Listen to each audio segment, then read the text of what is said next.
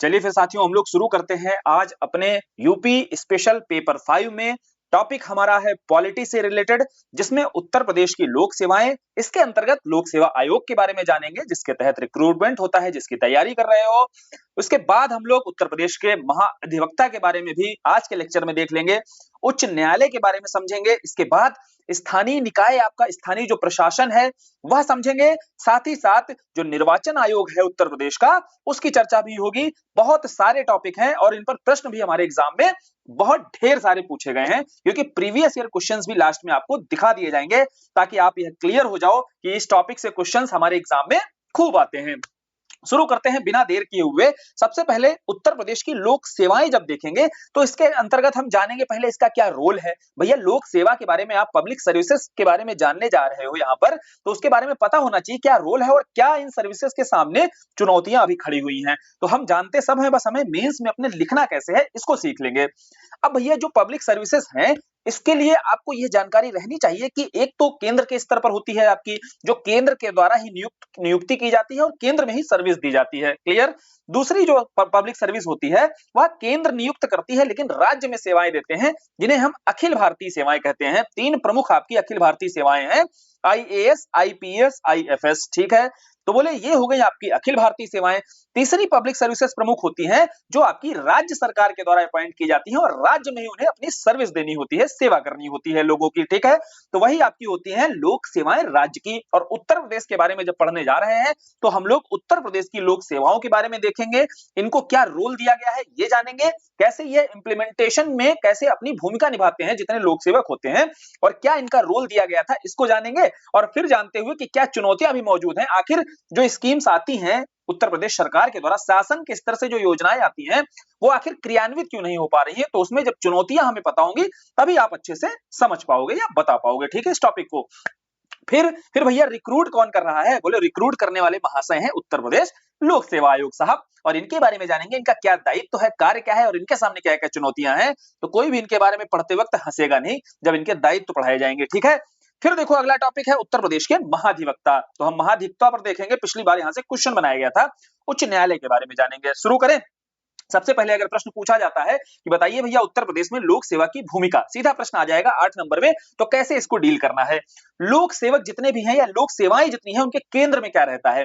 बोलो उनके केंद्र में सीधा सीधा है प्रशासन को बेहतर तरीके से चलाना है, अर्थात प्रशासन को सुशासन बनाना है। बोले सुशासन मतलब केंद्र में रखना है आपको गुड गवर्नेंस को, है ना। किसी भी राज्य की सरकार है, किसी भी राज्य में जो शासन है या फिर प्रशासन है, ये मिलकर क्या चाहते हैं? बोले ये चाहते हैं कि यहाँ पर गुड गवर्नेंस बना रहे। तो बोले उत्तर प्रदेश में जो लोक सेवाएं हैं, इनकी भी भूमिका के केंद्र में क्या रहेगा? बोले केंद्र में रहेगा सुशासन। इसी के चलते सरदार पटेल साहब ने इन्हें क्या कहा था? स्टील फ्रेम ऑफ इंडिया बोला था।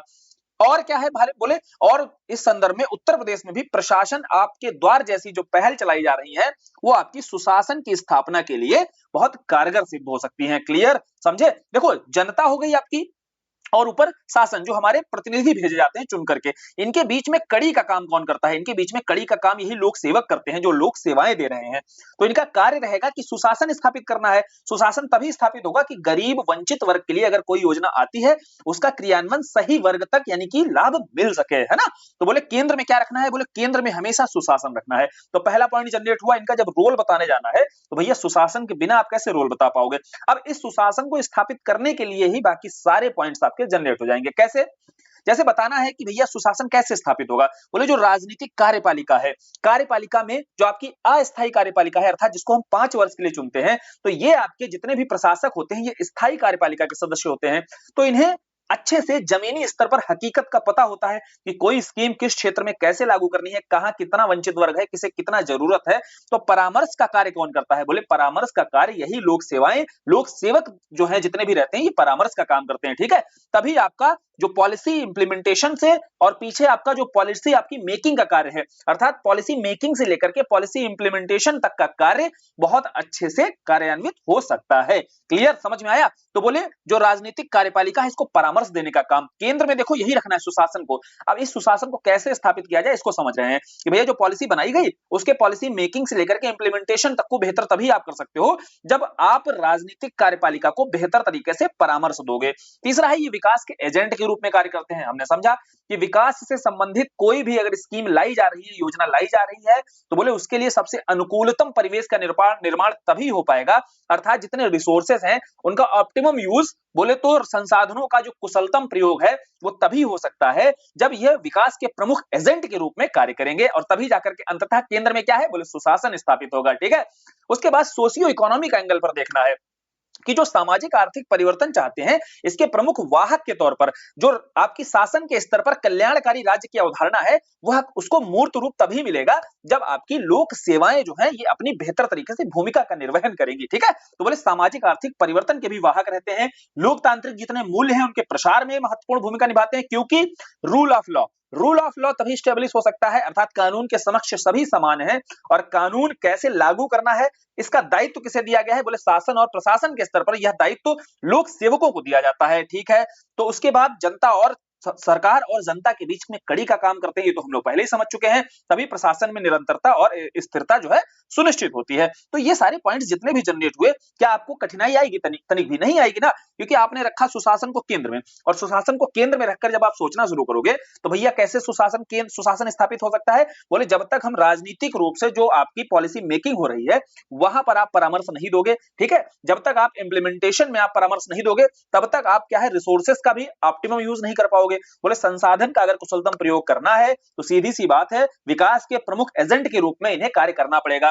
फिर सोशियो इकोनॉमिक एंगल पर जाएंगे तो जो वेलफेयर स्टेट की अवधारणा लेकर आ रहे हो बिना इनके सहयोग के, ठीक है, आप कैसे वो वेलफेयर स्टेट की जो अवधारणा है उसको आप मूर्त रूप कैसे दे पाओगे, नहीं दे पाओगे, बोलो ठीक है, और तभी जाकर के अंततः सुशासन स्थापित हो सकता है। फिर लोकतांत्रिक मूल्यों का प्रसार, बोले रूल ऑफ लॉ अगर स्टैब्लिश करना है तब भी इनकी भूमिका महत्वपूर्ण तरीके से नजर आएगी। अंततः आपको बताना है कि सरकार और जनता के बीच ये मजबूत कड़ी के रूप में कार्य करते हैं। ठीक है, बोले अब अगर लिखने को आएगा 6 से 7 पॉइंट्स आपको दे दिए गए हैं कि लोक सेवाओं की भूमिका बतानी है, ये तो इनका रोल है, बोले ये सारा इनका रोल रहता है, जितने लोक सेवक रहते हैं या लोक सेवाएं जितनी रहती हैं, पर क्या ये सही मायने में जो इनका रोल दिख रहा है ये आपको जमीनी हकीकत में दिखाई दे रहा है? ये सब पन्नों पर ही दिखाई दे रहा है, यहाँ भी पन्नों पर दिख रहा है, हकीकत में बोले हकीकत में बहुत सारी चुनौतियां रहती हैं। चुनौतियां क्या? सबसे पहली चुनौती है लोक सेवक जो रहते हैं वो पक्षपात तरीके से व्यवहार करते हैं। जैसे इसका अभी लेटेस्ट एकदम उदाहरण देखो कि हमारे जो लोक सेवकों का क्या होता है दायित्व, बोले इनका कार्य होता है, कर्तव्य होता है कि निष्पक्ष रह करके काम करना है।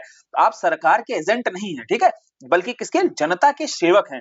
लेकिन यहाँ कार्य कैसे करते हैं? अभी आपने देखा होगा कि एक जो इस्तीफा दिए थे भाई साहब, तो वो क्या कह रहे थे, कहते हमारे योगी जी को मतलब ऐसा बोल दिया इसलिए हम इस्तीफा देते हैं। ठीक है, तो बोले आप किसी सरकार के पहली बात तो प्रतिनिधित्व नहीं कर रहे हैं, आप जनता का प्रतिनिधित्व कर रहे हैं, या जनता के लिए आपको सेवा करने के लिए चुना गया है, तो वहां पर ये पक्षपातपूर्ण व्यवहार करते हैं। और इसका आरोप लगता क्यों है? सीधा कारण है कि यहाँ राजनीतिक हस्तक्षेप होता है। अगर आप नहीं कार्य करेंगे तो आपका हस्तांतरण हो सकता है, पदोन्नति हो सकती है ना, रोक दी जाए, तो बोले पदोन्नति रोक दी जाए, और अगर आप कार्य करेंगे चाटुकारिता के साथ में तो आपकी बेहतर ढंग से पदोन्नति हो जाएगी, है ना। तो ये सारे कार्य होते हैं जिसके चलते जो लोक सेवक हैं भैया हमारे, वो कैसे पक्षपातपूर्ण तरीके से कार्य करते नजर आते हैं। क्लियर, समझ में आया?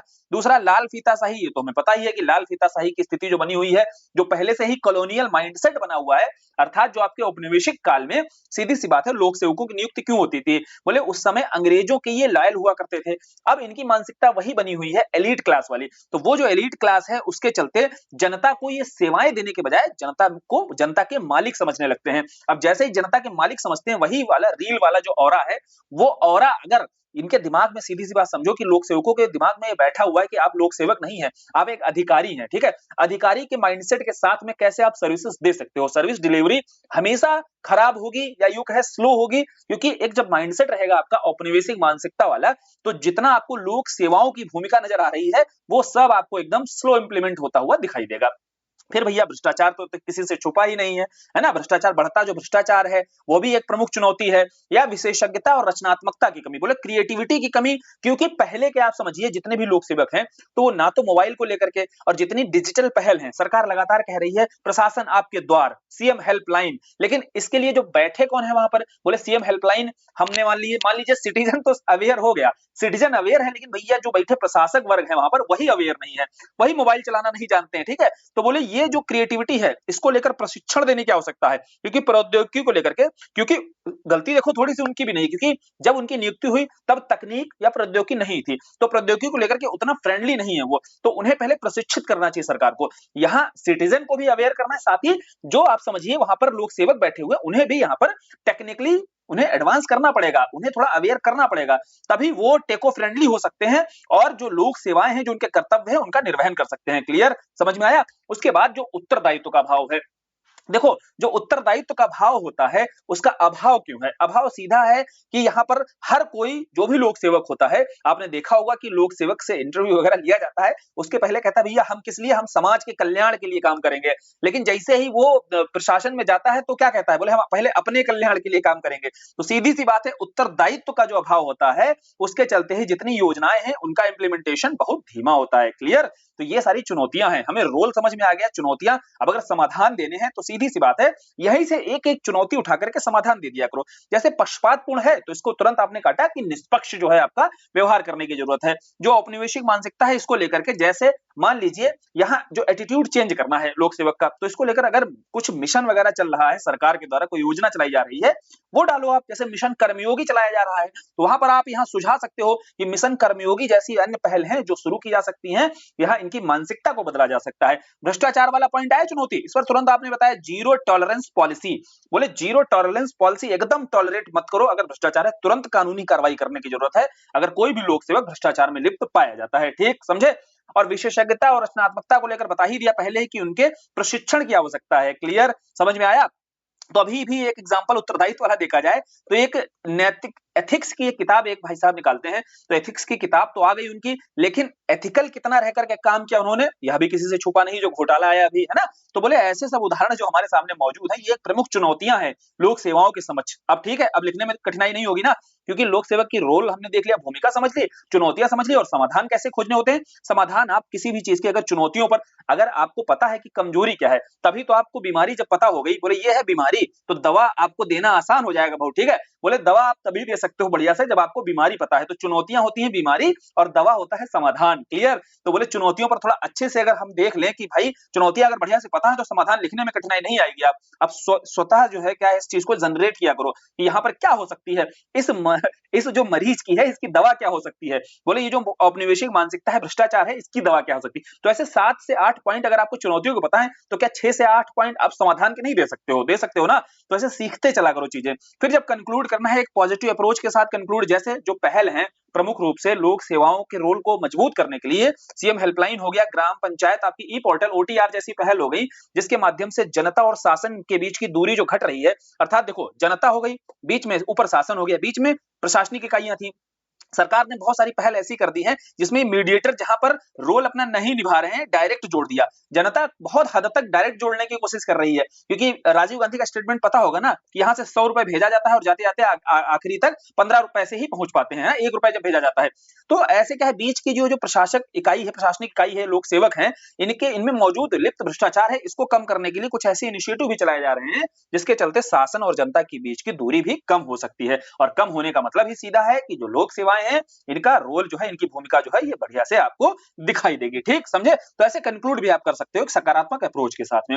अब देखते हैं भैया, अगला आ गया लोक सेवा आयोग। देखो कोई हंसेगा नहीं कि लोक सेवा आयोग के बारे में जो हम लोग जानेंगे सब कुछ, तो बिल्कुल भी हंसना नहीं है। जो उसके कार्य हैं, उन कार्यों को बहुत अच्छे से दायित्वों का निर्वहन कर रहा है, खाली चुनौतियां पढ़ लेंगे हम लोग, है ऐसा कुछ नहीं। ठीक है, देखो लोक सेवा आयोग के बारे में जब बताएंगे तो पहले तो हमें संवैधानिक प्रावधान पता होना चाहिए।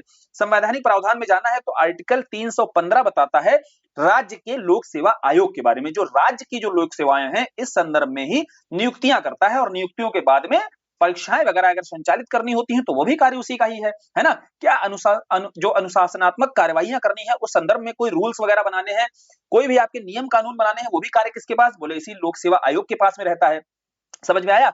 तो जो भर्ती प्रक्रिया है पूरी वो कौन करता है? बोले यही लोक सेवा आयोग करता है, उत्तर प्रदेश लोक सेवा आयोग। पता ही होगा इसका मुख्यालय कहाँ है? बोले प्रयागराज में, है ना। धरना प्रदर्शन इसलिए कहाँ होता है? प्रयागराज में होता है। तो संवैधानिक स्थिति के साथ बता देना है, 1-2 पॉइंट्स आपने यहाँ पर बताए लोक सेवा आयोग के बारे में।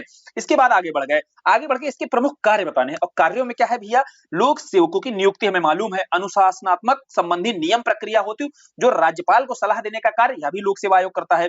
भर्ती प्रणाली के संदर्भ में राज्य सरकार को सलाह भी कौन देता है? लोक सेवा आयोग। सकता है, ठीक है। तो थोड़ा सा ऑटोनॉमस भी बनाकर रखा गया है इस आयोग को। इस संदर्भ में इसके कार्य निश्चित किए गए और इन कार्यों का तो बहुत अच्छे से निर्वहन कर रहा है, नहीं हंसना नहीं, बिल्कुल है। और चुनौतियां देख लेते हैं भाई, चुनौतियां के बहुत सारी चुनौतियां है ना, उन्हीं से परेशान है वो, नहीं तो कार्य एकदम निष्पक्ष होकर करता है, सुचारू रूप से संचालित कराता है सारी सेवाओं को। देख तो रहे हो ना। फिर देखो चुनौतियां देखते हैं एक एक करके। सबसे पहली चुनौती क्या है इसके सामने?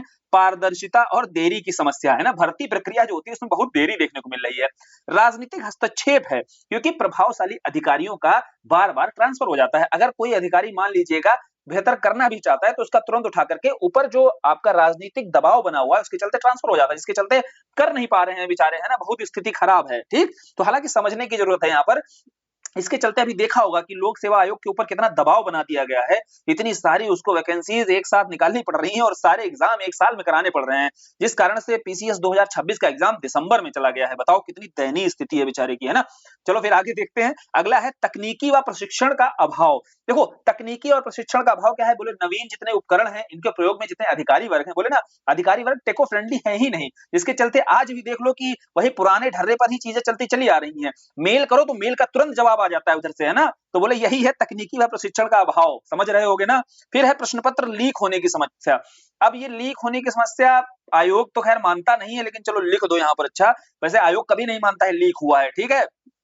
फिर भ्रष्टाचार और पारदर्शिता पर हमेशा प्रश्न। दूसरी जो गलतियां बहुत ज्यादा होती है, जो रिक्रूटमेंट होता है, ये वाला पॉइंट भी डाल सकते हैं कि बहुत ज्यादा ही गलतियां जो पेपर प्रश्न पत्र सेट कराया जाता है उसमें जो गलतियां हैं, बहुत सारी त्रुटियां हैं, उसके चलते जहां एक एक नंबर से खेल हो जाता है पूरा, उसके लिए आयोग कहता है एक नंबर नहीं 8-10 नंबर से तुम्हें बाहर करेंगे।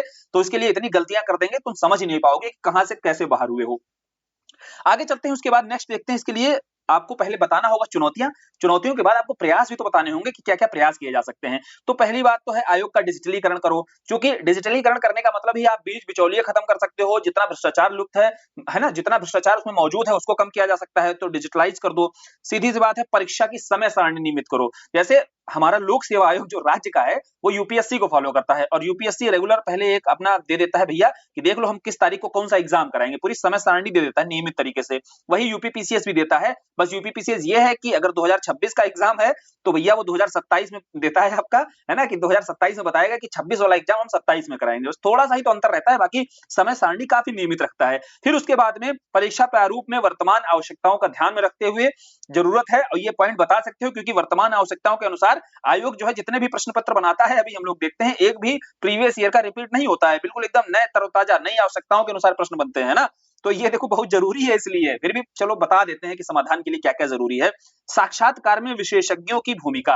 देखो साक्षात्कार में यहाँ बहुत कोशिश की है आयोग, लगातार स्टेटमेंट भी आता है कि अब जो है यहाँ पर विशेषज्ञ बिठाए जाएंगे, और विशेषज्ञ भी उस स्तर के रहेंगे जो संघ लोक सेवा आयोग में बैठते हैं, ठीक। फिर सिविल सेवा की तैयारी हेतु अभ्युदय योजना। देखो ये जो जितनी भी स्कीम्स वगैरह है, कोई भी अगर प्रोग्राम लाया जा रहा है राज्य सरकार के द्वारा, उसकी जरूर चर्चा कर देनी है। जैसे क्योंकि सिविल सेवकों के लिए तैयारी हेतु राज्य सरकार अभ्युदय जैसी स्कीम चला रही है, तो ये अभ्युदय स्कीम की चर्चा यहाँ जरूर करो।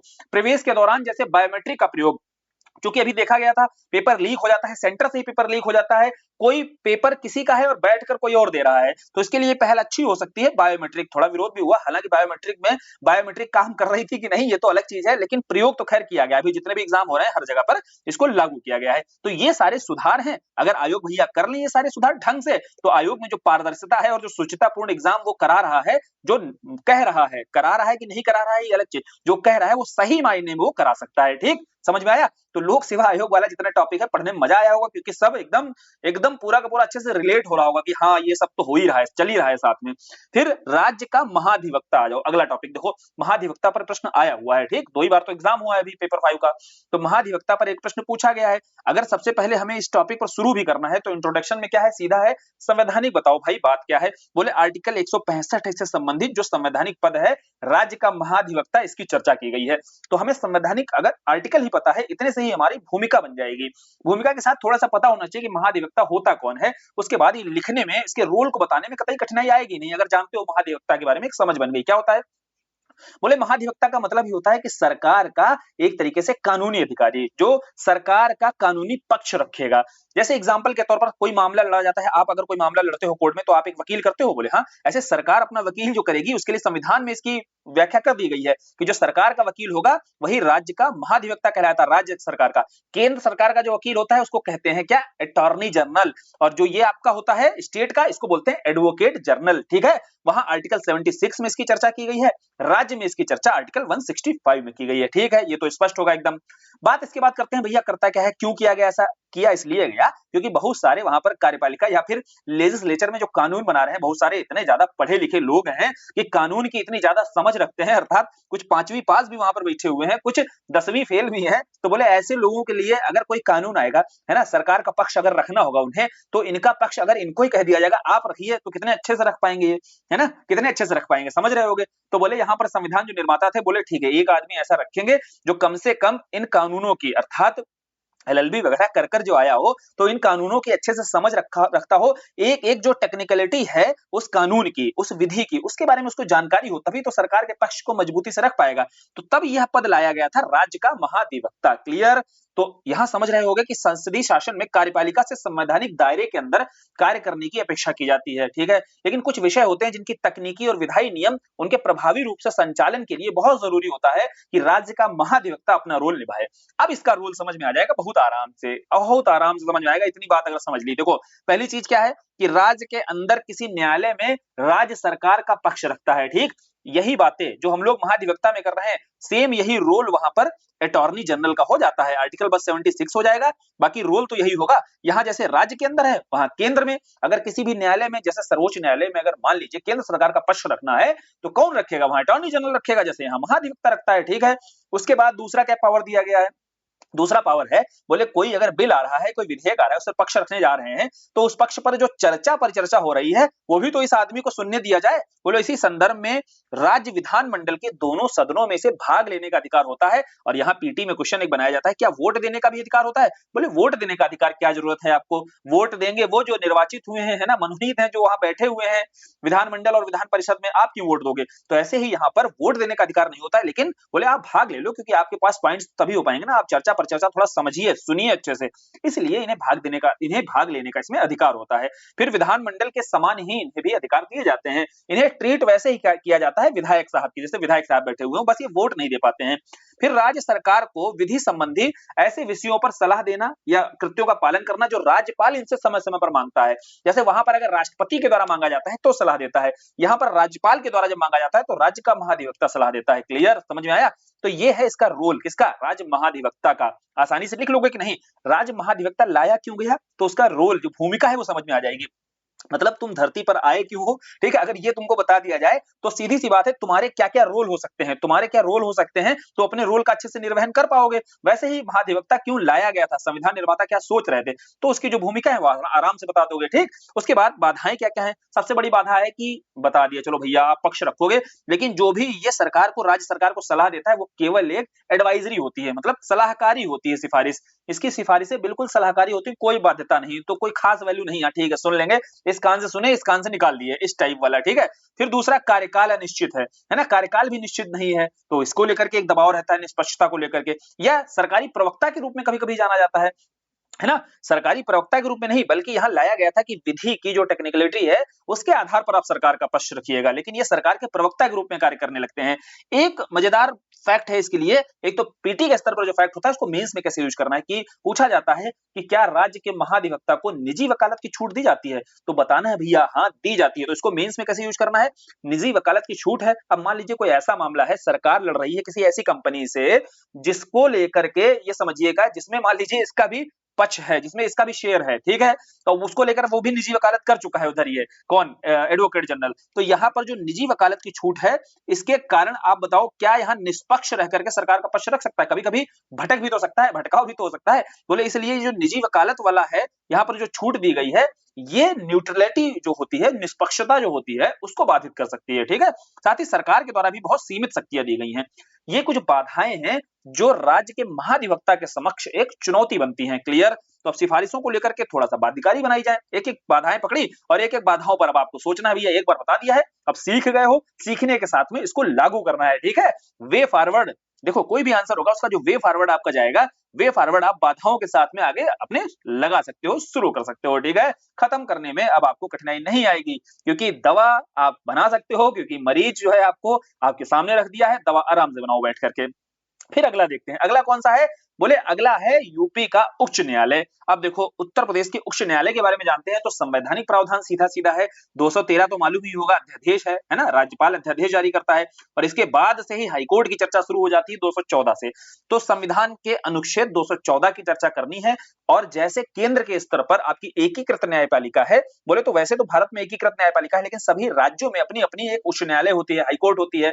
वैसे उत्तर प्रदेश में है हाईकोर्ट भैया। बोले हाईकोर्ट कहां पर है? बोले इलाहाबाद में है। इसकी स्थापना कब हुई थी? 1866 में स्थापना इसकी हुई है। बहुत पुरानी आपकी उच्च न्यायालय है, उनमें से यह एक है। क्लियर? दूसरी चीज है कि मुख्यालय अगर पूछ दिया जाए हाईकोर्ट का तो बोले प्रयागराज है, एक ही हाईकोर्ट है, जैसे इलाहाबाद हाईकोर्ट जो प्रयागराज हाईकोर्ट के रूप में जानी जाती है।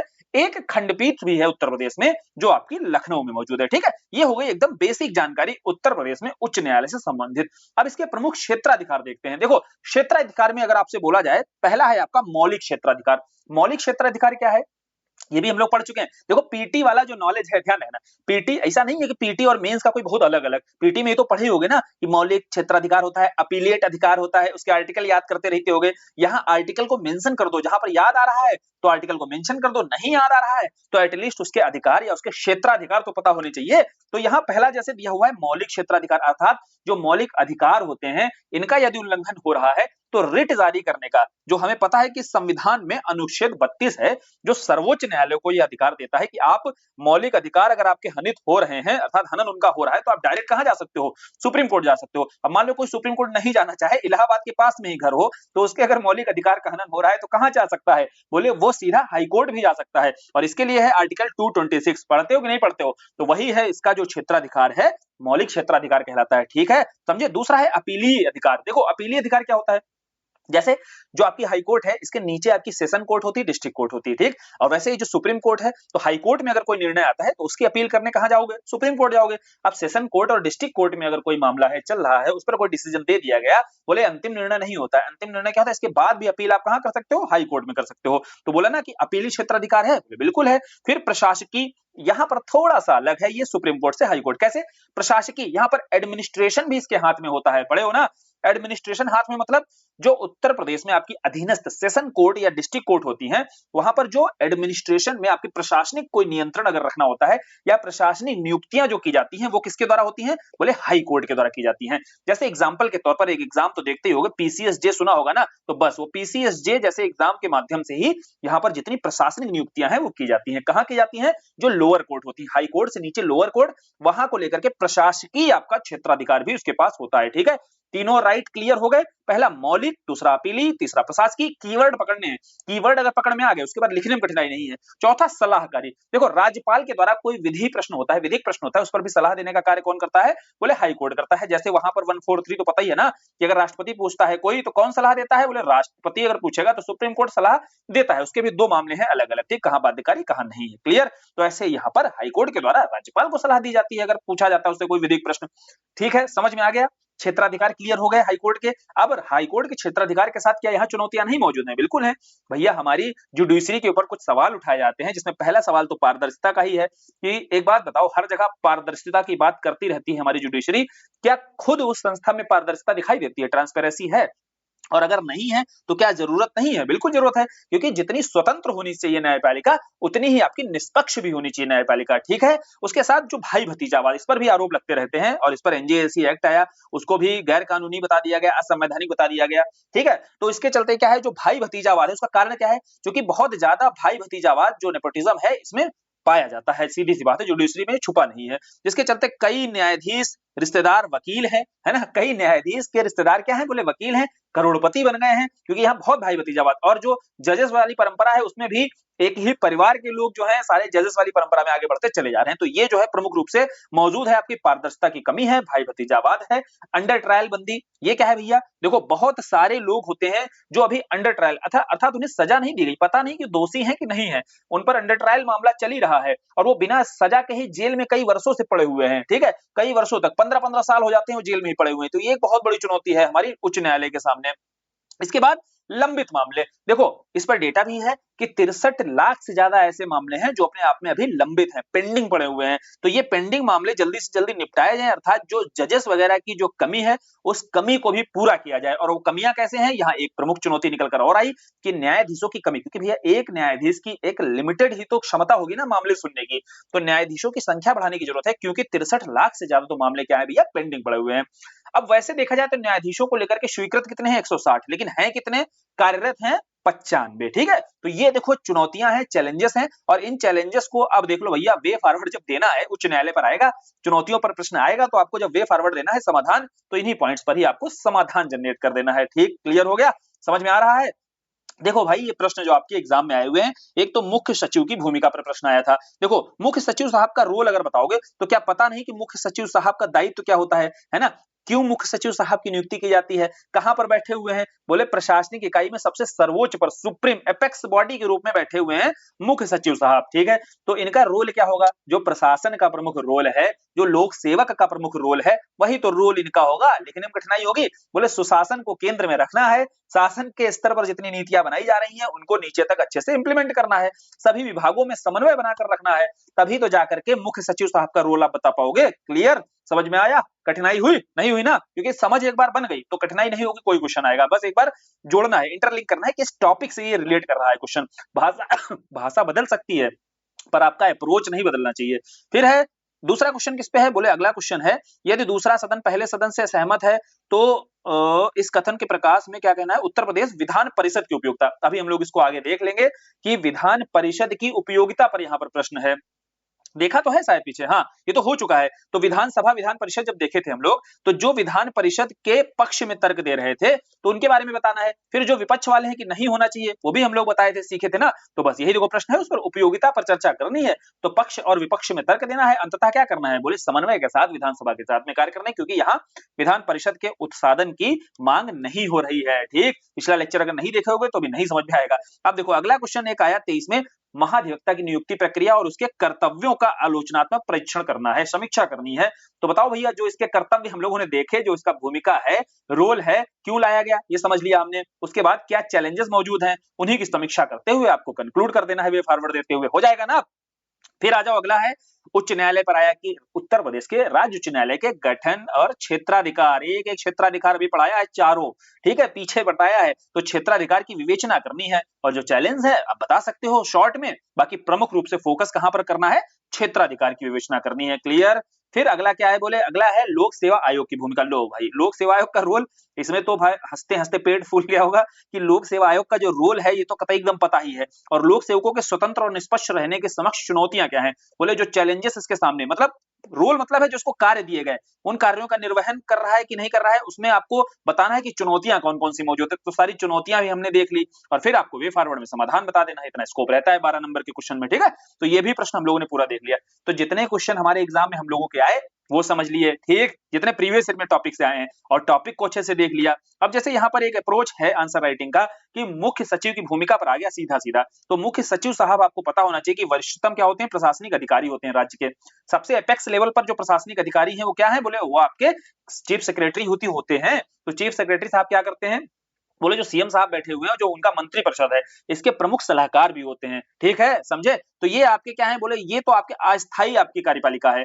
अस्थायी कार्यपालिका को अगर स्थायी कार्यपालिका के द्वारा परामर्श दिया जाएगा, सलाह दी जाएगी, और स्थायी कार्यपालिका के हेड कौन है, हेड है आपके चीफ सेक्रेटरी साहब, मुख्य सचिव साहब, उनकी चर्चा हो रही है। इनका काम सीधा यही होगा कि जो आपकी स्थायी कार्यपालिका के द्वारा नीति निर्माण हो रहा है, अब उसको इम्प्लीमेंट करना है। और ऊपर बैठे कौन है? बोले ऊपर बैठे हुए हैं कैबिनेट सचिव साहब, है ना, मुख्य सचिव साहब। तो ये मुख्य सचिव साहब क्या करेंगे? मुख्य सचिव साहब इसके इम्प्लीमेंटेशन को जमीनी स्तर पर उतारने का कार्य करेंगे, इसलिए रखे गए ये। तो इनका रोल बहुत स्पष्ट, प्रमुख रोल पहला क्या है? बोले मुख्यमंत्री के प्रमुख सलाहकार होते हैं। एक बढ़िया उदाहरण भी है, क्या उदाहरण है?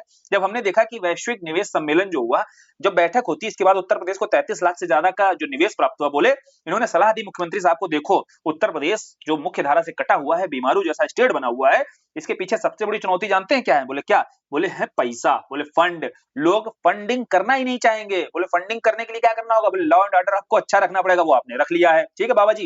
बोले ठीक है, तो अब क्या चाहिए? बोले अब खींचो पैसा लोगों से, निवेशकों को आकर्षित करो।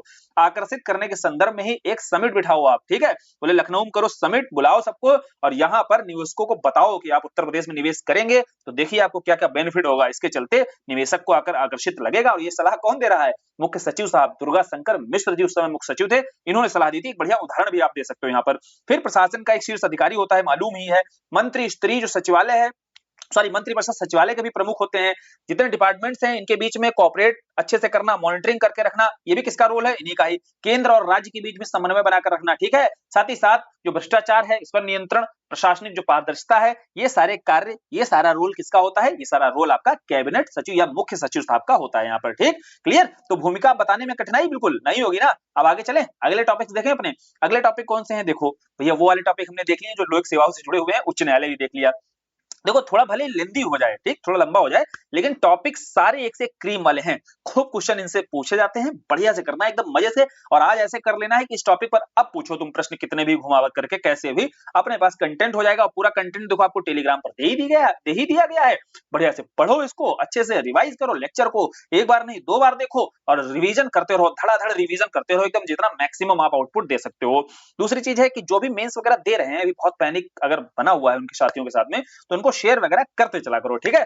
तो चलो फिर देखते हैं। और बाकी जैसा भी लेक्चर लगा करे, जो चीजें समझ में आ रही नहीं आ रही, फीडबैक वगैरह दे दिया करो लेक्चर खत्म होने के बाद, बीच में नहीं, लेकिन जब खत्म हुआ करे तो आप फीडबैक कोशिश किया करो, छोटा सा ही फीडबैक दे दिया करो, हल्का सा 2-4 सेकंड का समय निकाल करके, ताकि समझ में आए हाँ लेक्चर की डायरेक्शन सही जा रही है कि नहीं जा रही है। तो अब जो इसमें टॉपिक्स रहने वाले हैं, इसमें सबसे पहला है विशेष राज्य चयन मानदंड। तो उत्तर प्रदेश के संदर्भ में हम देखेंगे क्या कोई डिबेट चल रही है क्या विशेष राज्य का दर्जा देने की। हालांकि देखो वर्तमान समय में कोई डिबेट है नहीं ऐसी कि उत्तर प्रदेश को विशेष राज्य का दर्जा दिया जाए, लेकिन हमारे सिलेबस में मेंशन है, पेपर 5 के सिलेबस में ये दिया हुआ है। और अगर प्रीवियस ईयर का क्वेश्चन उठाकर देखा होगा क्वेश्चन पेपर, तो सिलेबस के एक एक पॉइंट को उठाकर के सीधा क्वेश्चन बना दिया है। तो भैया जो सिलेबस में है उसको छोड़ नहीं सकते। वैसे राजकीय भाषा दिया हुआ है सिलेबस में, तो इसको हम लोग देखेंगे उत्तर प्रदेश की राजकीय भाषा के संदर्भ में।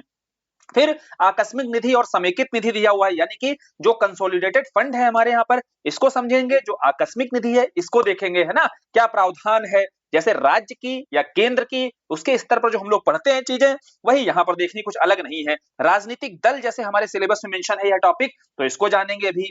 फिर राज्य निर्वाचन आयोग, देखो निर्वाचन आयोग हम पढ़ते हैं पेपर 2 के अंतर्गत। निर्वाचन आयोग का क्या दायित्व होता है कि केंद्र में चुनाव कराए और राज्य में चुनाव कराए। और वही जो राज्य निर्वाचन आयोग है इसका दायित्व होता है कि जो स्थानीय निकाय यानी कि पंचायतों के चुनाव और नगर निकाय के चुनाव कराने हैं। इससे से जुड़ा हुआ जस्ट अगला टॉपिक है स्थानीय शासन, यानी कि राज्य में जो पंचायतों की स्थिति है, नगर निकाय की स्थिति है, उसको जान लेंगे, इसके साथ जुड़ा हुआ टॉपिक है। तो ये सारे टॉपिक हैं जो उत्तर प्रदेश में राज्य व्यवस्था या पॉलिटिक्स से संबंधित है, या गवर्नेंस की ओर भी हम लोग थोड़ा थोड़ा शिफ्ट कर चुके हैं। यहां से क्लियर, शुरू करें। तो सबसे पहले देखिए विशेष राज्य के दर्जा को लेकर के क्या बहस है भैया उत्तर प्रदेश में, और क्या स्थिति वर्तमान में बनी हुई है।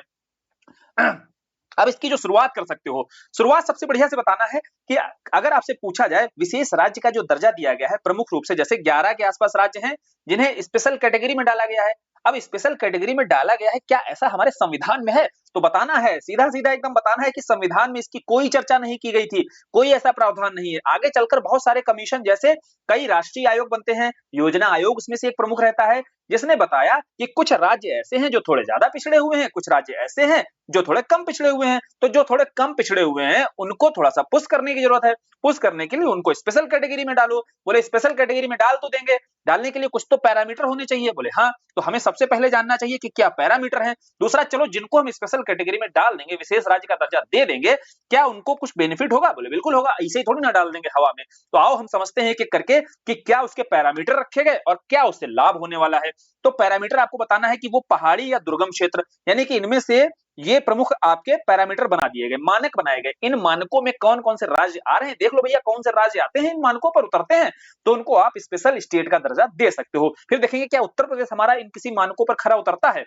और काहे मांग हो गई भैया, मांग क्यों हुई वो देखेंगे, जो इसका पक्ष रख रहे थे, और हमको विपक्ष में आकर के काटना है, क्योंकि वर्तमान समय में ऐसी कोई मांग नहीं है, और अपना जो कंक्लूड करना है वो कहां पर स्ट्रांग होना चाहिए, विपक्ष वाले के साथ में। ठीक है, तो हमें हवा देखनी है किधर बह रही है। अभी जो हवा बह रही है विशेष राज्य का दर्जा नहीं चाहिए, क्योंकि हम ग्रोथ बहुत अच्छे से कर रहे हैं। तो थोड़ा जानते हैं कि इसके मानक क्या है। पहला मानक है पहाड़ी और दुर्गम क्षेत्र होना चाहिए।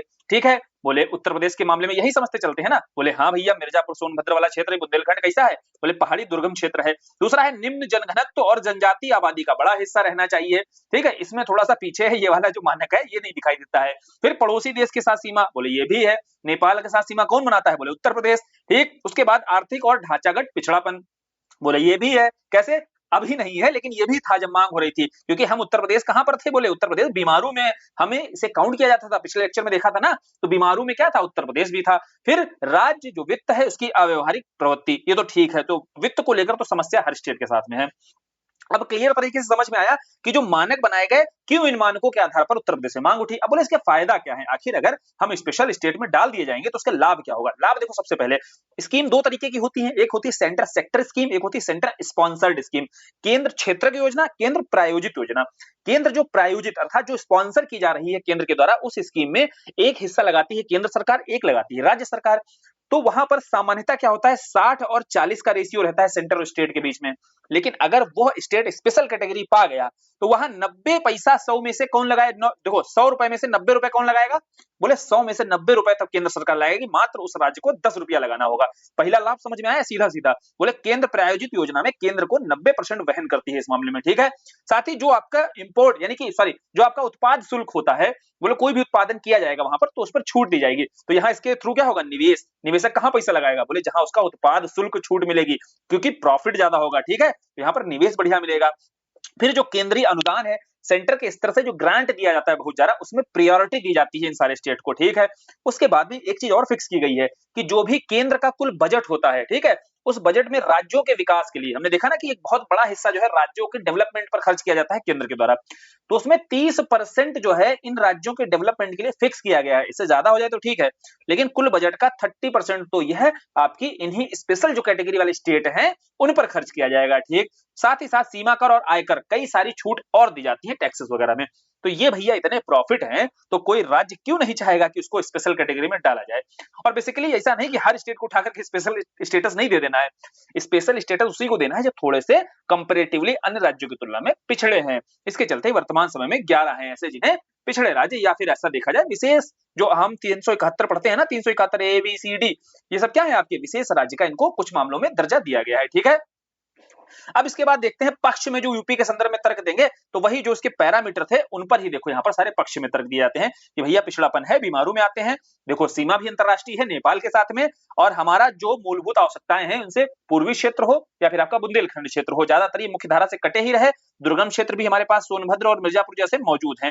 ये हो गए पक्ष वाले। ये कहते हैं देखो भैया विशेष राज्य का दर्जा क्यों चाहिए, बोले इसलिए चाहिए, तुमने जो मानक बनाए हैं उस पर उत्तर प्रदेश दिखाई दे रहा है। बोले रुको रुको रुको, हम तुम्हें बताते हैं एक एक तुम्हारा मानक कैसे काटते हैं। ठीक है, एक एक मानक तुम्हारा तोड़ेंगे। पहला जो बीमारू राज्य कह रहे हो अभी के समय में ग्रोथ इंजन है, ऐसा समझ लो। बाबा जो दलील देंगे ना, ये बाबा की सारी दलीलें हैं। ठीक, ध्यान से सुना, बाबा क्या कहते हैं, उत्तर प्रदेश तेजी से दौड़ता हुआ सबसे ग्रोथ इंजन के रूप में है ना, भाग रहा है भारत के। तो अगर ये ग्रोथ इंजन है और इसके तर्क भी हैं, क्या तर्क हैं, हम 2 इकाई में देखो जीडीपी ग्रोथ रेट हमारी उत्तर प्रदेश की 2 इकाई में दिखाई दे रही है। ठीक है, हम आपका ईज ऑफ डूइंग बिजनेस में दूसरे स्थान पर है। ऐसा नहीं है कि ग्रोथ इंजन के साथ तर्क भी देने हैं साथ के साथ। उसके बाद में बताना है कि भैया सबसे तेजी से ग्रोथ करने वाली अर्थव्यवस्था, ठीक, या जीडीपी हमारी 2 इकाई में चल रही है। ठीक है, दूसरी चीज बताई ईज ऑफ डूइंग में हमारा दूसरा स्थान है। क्लियर है, उसके बाद में आपको बताना है कि अभी के समय क्या हो गई है, दूसरी सबसे बड़ी अर्थव्यवस्था हो गई। इसको ठीक कर लेना कि अभी के समय उत्तर प्रदेश दूसरी सबसे बड़ी अर्थव्यवस्था हो चुका है। अब ये सारे तर्क अगर दे दोगे तो ये जो बीमारू वाला तर्क है ये कट जाएगा कि नहीं कट जाएगा? बिल्कुल कट जाएगा। दूसरा, इंफ्रास्ट्रक्चर, बोलते हैं ना कि जो मूलभूत सुविधाएं थी वो जो नहीं मिल रही थी, जो कटे हुए क्षेत्र थे, कौन से? बुंदेलखंड वाले, पूर्वांचल। बाबा बोले यहाँ पर हमने पूर्वांचल एक्सप्रेसवे बना दिया, यहाँ पर बुंदेलखंड एक्सप्रेसवे बना दिया है, ऐसे कई सारे। दूसरा, बुंदेलखंड को हम सोलर हब बना रहे हैं, ठीक है, पूर्वांचल में भी हम कनेक्टिविटी कर रहे हैं, ठीक है, पूर्वांचल में देख लो भैया, हम बनारस में जो है अंतरराष्ट्रीय स्टेडियम बना रहे हैं। तो ये सारे जो ढांचागत, जो आपके इंफ्रास्ट्रक्चर सुधार किए जा रहे हैं, वो सरकार यहाँ पर काट दे सकती है, तर्क काटेगी, बोले ये काट दिया। आर्थिक सुधार यहाँ बता दिए बाबा ने हम कर रहे हैं। फिर बोले नेपाल वाला, बाबा बोले सुनो, नेपाल पर जो है ये बाउंड्री है उत्तर प्रदेश के साथ में, यहाँ पर तनाव है क्या नेपाल के साथ हमारा? बोले नहीं है। फिर क्यों ये वाला जो है, जब तनाव नहीं है, बहुत हल्का फुल्का तनाव नेपाल के साथ कभी कभी आ जाता है मैप ऐप को लेकर के, जब थोड़ी छोटी मोटी गलती कर देता है नेपाल, लेकिन वैसे तो सामान्यतः यहाँ पर स्थिति नॉर्मल ही बनी रहती है ना। बोले हाँ बिल्कुल ठीक बात है, तो चलो ये भी तुम्हारा कमजोर है तर्क। बोले हाँ। फिर उसके बाद जो दुर्गम क्षेत्र है, दुर्गम क्षेत्र में ये सोनभद्र और जो ये मिर्जापुर वाला क्षेत्र है, ये दुर्गम क्षेत्र से ज्यादा जो उत्तराखंड का क्षेत्र था, पहाड़ी क्षेत्र, पहले चलिए यूपी और उत्तराखंड एक हिस्सा हुआ करते थे, लेकिन ज्यादातर जो पहाड़ी क्षेत्र है उससे अलग स्टेट ही बन गया। तो बोले ये दुर्गम क्षेत्र भी बहुत कम बचा यूपी में, है ना। तो बोले फिर ये वाला तर्क भी कमजोर हो गया। तो बाबा के तर्क यहाँ पर बहुत मजबूत नजर आएंगे, इसीलिए वर्तमान समय में उत्तर प्रदेश को स्पेशल स्टेटस का दर्जा दिया भी नहीं जा रहा है, ठीक है। दूसरी बात, वित्त आयोग को आप भी बता सकते हो कि वित्त आयोग ने बताया है कि विशेष राज्य का दर्जा देना अपने आप में अलाभकारी हो गया, मतलब नॉन प्रॉफिटेबल हो गया। क्यों? क्योंकि जो राज्यों को राजस्व अंतराल है, अनुदान, वो 50% कर हिस्सेदारी और स्थानीय निकायों को अधिक सहायता मिलने लगी है, ठीक है। क्लियर हुआ, समझ में आया? तो 50% तक जो कर हिस्सेदारी है वो राज्यों को मिल ही रही है। तो क्या ही मतलब है यहाँ पर, जो वहां पर 30% का दायरा रखा गया है, ठीक, समझ में आया? तो इसलिए ये तर्क आपको देने हैं, कंक्लूड करना है। कंक्लूजन किस दिशा में? जिस दिशा में हवा बह रही है। फिर जो राजकीय भाषा को लेकर हम लोग देखो पीछे पड़ चुके हैं कि उत्तर प्रदेश के संदर्भ में ये बोला गया, आर्टिकल आपका पता होना चाहिए 345, आर्टिकल 345 कहता है कि राज्य में कई सारी भाषाएं हैं। अब राज्य विधानमंडल चाहे जिस भाषा को अपनी आधिकारिक भाषा बना सकता है, अर्थात जो पत्राचार, निर्देश, निदेश, जो कुछ भी आप देखते हो, जो भी गाइडलाइंस आएंगी सरकार की, वो उसी आधिकारिक भाषा में आएंगी। जो गैजेट आएगा सरकार का, उसी आधिकारिक भाषा में आएगा। तो आर्टिकल 345 कहता है कि राज्य में अनेक भाषाएं हैं, राज्य चाहे तो अपनी कोई भी आधिकारिक भाषा चुन सकता है। तो यहाँ हम बात करेंगे उत्तर प्रदेश की। तो उत्तर प्रदेश की जो ऑफिशियल लैंग्वेज है वो आपकी हिंदी चुनी गई, ठीक है। जब चुनाव होते हैं उसके बाद हिंदी चुनी जाती है, हम जानते हैं। उसके बाद 1989 आता है, जहां पर दोबारा संशोधन होता है और दूसरी राज्य की भाषा चुनी जाती है। तो उत्तर प्रदेश की वर्तमान समय में 2 राज्य की भाषाएं हैं। दूसरी कौन सी ऑफिशियल लैंग्वेज है? उर्दू, क्योंकि हमारे यहाँ हमने देखा कि अल्पसंख्यक वर्ग का भी एक बड़ा हिस्सा रहता है, 19% के आसपास।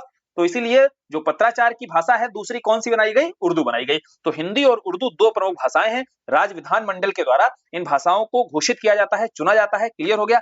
ये हो गई भूमिका हमारी। अब इसके लिए अगर स्कीम्स पूछी जाए, योजनाएं पूछी जाए, कौन कौन सी हैं, देखो जो आपकी बतानी है कि उत्तर प्रदेश के राजभाषा प्रोत्साहन के लिए कौन सी योजनाएं। तो सबसे पहले तो जो सरकारी या अर्ध सरकारी के क्षेत्र में 100% जो काम है वो हिंदी का प्रयोग किया जाएगा, ठीक है, पहला जो प्रयास किया गया, ठीक। दूसरी जो राजभाषा है उर्दू, इसके निराकरण की दिशा में समाधान किया जा रहा है। क्यों किया जा रहा है? क्योंकि भैया उत्तर प्रदेश जो है आपकी दूसरी राजभाषा का दर्जा इसको दिया जा चुका है, ठीक है। उसके बाद जो भाषा निधि है, सीधी सी बात है, अगर कोई भी भाषा सुधार से संबंधित अगर कोई प्रोत्साहन योजना ला रहे हो, कुछ भी प्रयास कर रहे हो, उसके लिए पैसा जरूरत होगा ना सबसे ज्यादा। बोले इसके लिए जो यूपी भाषा निधि है, इसके माध्यम से हिंदी भाषा या अन्य जो भारतीय भाषाएं हैं इनका प्रचार प्रसार किया जाएगा और कुछ महाविद्यालयों में इसको निःशुल्क भी रखा जाएगा। क्लियर? और देखो दूसरी जरूरत है कि भविष्य के लिए भी संरक्षित रखना है, तो जो उत्कृष्ट पांडुलिपियां हैं उन्हें संरक्षित भी रखा जाएगा, ठीक। इसके लिए सरकार स्कीम्स भी चलाती है। भाषा विभाग के जो मौलिक रूप से कार्य है तो अंग्रेजी से हिंदी में अनुवाद किया जाएगा, क्योंकि बहुत सारी जो क्रियाएं हैं, जैसे मान लीजिए हाईकोर्ट वगैरह की जो प्रोसीडिंग्स होती हैं वो किसमें होती हैं? इंग्लिश में होती हैं। अब इसके लिए देखो प्रोसीडिंग तो इंग्लिश में है जितना डिसीजन आता है, लेकिन इसको हिंदी में क्या है, अनुवादक विभाग हमारा बहुत मजबूत होना चाहिए। जब वो मजबूत रहेगा तभी वो क्या करेगा, इंग्लिश का सही ढंग से हिंदी में ट्रांसलेट करेगा और तभी लोगों को उस बारे में बेहतर समझ होगी। क्लियर? समझ में आया? तो ये सारे क्या है, ये सारे प्रोत्साहन के लिए, हमारी भाषा, राजकीय भाषा को प्रोत्साहित करने के लिए ये सारे सुधार आपके अति आवश्यक हैं। क्लियर? नेक्स्ट है टॉपिक क्या था, संचित और आकस्मिक निधि। इसको बस समझ ही लो क्या है भैया संचित निधि। हम जानते हैं कि जो कंसोलिडेटेड फंड होता है ये क्या काम करता है, बोले यहाँ से सारा भारित में दिया जाता है, सबके वेतन पेंशन ये सब कहां से दिए जाते हैं, इसी वे से इसी वाले खाते से दिए जाते हैं सरकार के। तो जैसे केंद्र के खाते होते हैं ना, कौन से, संचित निधि होती है, आकस्मिक निधि होती है, लोक लेखा निधि होती है। तो यहाँ हम लोग संचित निधि देखेंगे, आकस्मिक देखेंगे, लोक लेखा वाली देखेंगे। लोक लेखा वगैरह में क्या होता है, पूरी लाइबिलिटी होती है सरकार की, ऐसा समझो, वैसे राज्य की भी अपनी होती है।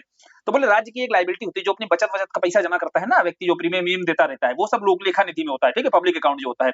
तो उससे सरकार का कोई लेना देना नहीं खर्चा वर्चा में, ठीक है। खर्चा वर्चा में जो लेना देना है वो यहाँ से है, संचित निधि से, दो निधि है, दो अकाउंट से होता है, दो अकाउंट से सरकार पैसा खर्च करती है। पहला अकाउंट होता है कंसोलिडेटेड वाला, इसमें सरकार क्या करती है, जितना भारित व्यय है उससे लेती है। और बोले कहां से लेती है, बोले अपना ही राजकोष, जैसे टैक्सेस वगैरह जो लगाती है ना, इनकम टैक्स, इनडायरेक्ट जीएसटी लगाती है, ये सब पैसा कहां जा रहा है, इसी संचित निधि में जा रहा है, यहाँ से पैसा जाता है सब।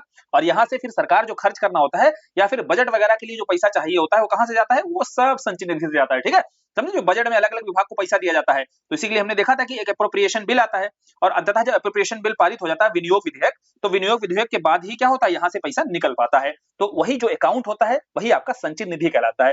फिर ये आकस्मिक निधि क्या है, आकस्मिक निधि केंद्र के स्तर पर जाने की राष्ट्रपति यहाँ पर अनुमति देता है। अगर कहीं आपदा विपदा कोई आ जाती है उस समय तत्काल रूप से, भैया ये तो है नहीं संसद में बैठो, हाँ चलो बहुमत, उसके बाद एक बिल पारित होगा तब जाके, तब तक आपदा से क्या होगा, विनाश हो जाएगा।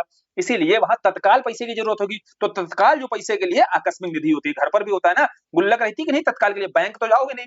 अब समझो जैसे तुमको अचानक पैसे की जरूरत पड़ गई, अब तुम बैंक जाओ, कल का इंतजार करो खुले तब तुम लेकर आओ, इसके लिए गुल्लक होती है जिसमें पैसा 8-10 हजार रखा, थोड़ा तुरंत निकाला और खर्च किया, फिर कल बैंक से लाकर के गुल्लक में फिर डाल लेंगे, नई गुल्लक ला करके, ठीक है। तो यही प्रोसेस पूरा होता है आकस्मिक निधि से पैसा निकालने का। समझ में आ गया पूरा, आराम से अब समझ में आ जाएगा। देखो अब जो लिखी हुई भाषाई, मतलब जो एक तरीके से कॉपी पर आपको लिखनी है भाषा, तो समझ बन गई, फिर आप आराम से लिख सकते हो। जैसे राज्य सरकार की जितनी प्राप्तियां होती हैं और जितना भुगतान होता है वो अलग अलग खातों में रखा जाता है।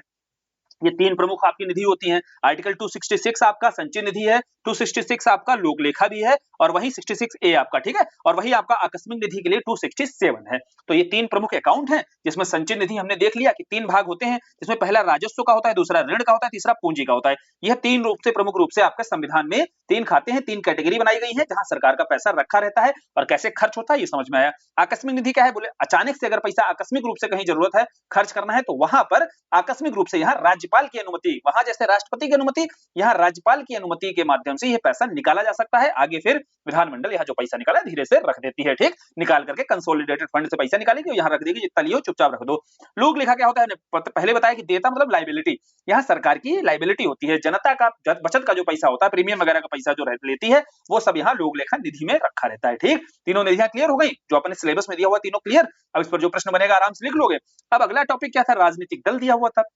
देखो भाई, राजनीतिक दल क्या होते हैं अपने आप में, लोकतांत्रिक जितनी डेमोक्रेटिक आपकी एक्टिविटीज होती हैं उनका केंद्रीय रूप। बोले राजनीतिक दल जितने हैं क्या, बोले प्रत्यक्ष यहाँ पर निर्वाचन होता है कि नहीं, इनके जो प्रतिनिधि होते हैं, तो राज्य में जैसे आपके एमएलए साहब जो होते हैं, यानी कि जो आपके विधायक जी होते हैं, तो विधायक जी का चुनाव किसी ना किसी तो दल से आते हैं ना, राजनीतिक दल से, तो वो प्रक्रिया बोले बिल्कुल लोकतांत्रिक होती है। तो लोकतांत्रिक गतिविधियों का जो केंद्रीय रूप होते हैं वो राजनीतिक दल होते हैं। ये हो गई बिल्कुल आदर्श, जो राजनीतिक दलों के बारे में आदर्श बातें बताई जाती है ना, वही यहाँ पर लिखनी होती है। वास्तविकता क्या है राजनीतिक दलों की, ये नहीं लिखना है, ये चुनौतियों में बताना है, ठीक है। अब इसके बाद में बात करते हैं कि आजादी के बाद से उत्तर प्रदेश में जो दलीय व्यवस्था में परिवर्तन हुआ, वो तो हम लोग पढ़ चुके हैं, एकदम शुरुआत में पढ़े थे, इसको रिपीट नहीं करेंगे हम लोग, समझ लो खाली कैसे। शुरुआती दौर में 89 तक का दौर था, जहां दोनों जगह पर एक जैसे दल थे। कैसे, राज्य में वही दल था जो केंद्र में था, तो यहाँ कोई भी टकराहट नहीं थी, आराम से सहकारी संघवाद हमने देखा बना हुआ था। लेकिन शुरुआती दौर में राजनीति एलीट क्लास के पास थी, है ना, अभिजात वर्ग के पास थी। पढ़ चुके हैं सब हम लोग हैं, बस एक तरीके से क्विक रिवीजन है। फिर उसके बाद में 1989 से 2006 में दौर शुरू होता है क्षेत्रीय दलों का उभार, क्योंकि यहाँ पर गठबंधन की सरकारें आती हैं, सौदेबाजी शुरू होती है, जाति के आधार पर राजनीति, धर्म के आधार पर राजनीति, ओबीसी आरक्षण आएगा, मंडल कमंडल का दौर आएगा, ये सब आपका सिलसिला दिखाई देगा 1989 से 2006 तक।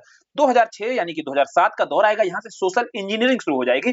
मायावती जी के द्वारा क्या किया जाएगा, सोशल इंजीनियरिंग, माने समाज में जिसकी जितनी भागीदारी उसको वैसे जोड़ा जाएगा यहाँ पर, यानी कि दलित वर्ग के साथ में आपका उच्च वर्ग, दोनों एक साथ आपका गठबंधन करते हुए सरकार बनाते नजर आएंगे। इसी संदर्भ में उत्तर प्रदेश में पहली बार होगा जब कोई सरकार 5 बार चलेगी, पूरे 5 साल चलेगी, सॉरी। इसके पहले आयाराम गयाराम वाली स्थिति थी, हम जाने थे। तो इसके बाद फिर 2017 का जब दौर आता है, तो आपको पता ही है पूर्ण बहुमत और डबल इंजन की सरकार यहाँ से बोला जाने लगा, ठीक है। ये हो गया पूरा प्रोसेस, जो आपका दलीय राजनीति है ना, इस कैसे विकसित हुआ, उत्तर प्रदेश के संदर्भ में जो दलीय राजनीति है इसका विकास कैसे हुआ ये हम लोग पढ़ चुके हैं।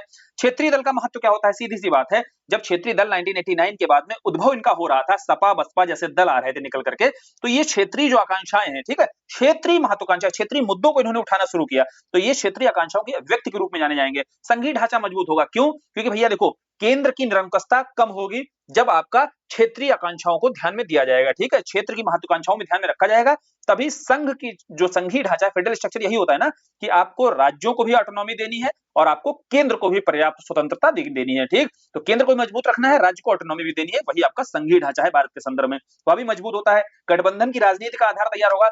तीसरी चौथी बात आपको बतानी, सोशली जो आपका रिप्रेजेंटेशन है वो हर दल को मिलेगा।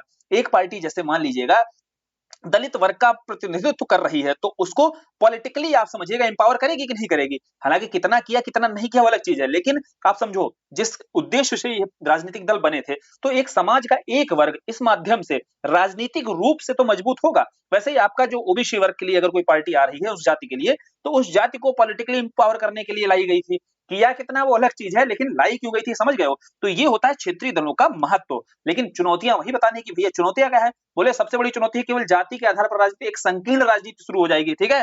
संकीर्ण राजनीति मतलब एक जाति का, आपको एक समझिए, एक जाति का उद्धार करने के लिए आप पार्टी बने थे, लेकिन आप एक जाति का उद्धार करने के लिए ऐसा नहीं कि बाकी जो बची हुई जातियां हैं उनको गाली गलौज करना शुरू कर दो। तो ये होती है एक संकीर्ण मानसिकता के साथ राजनीति शुरू हो गई।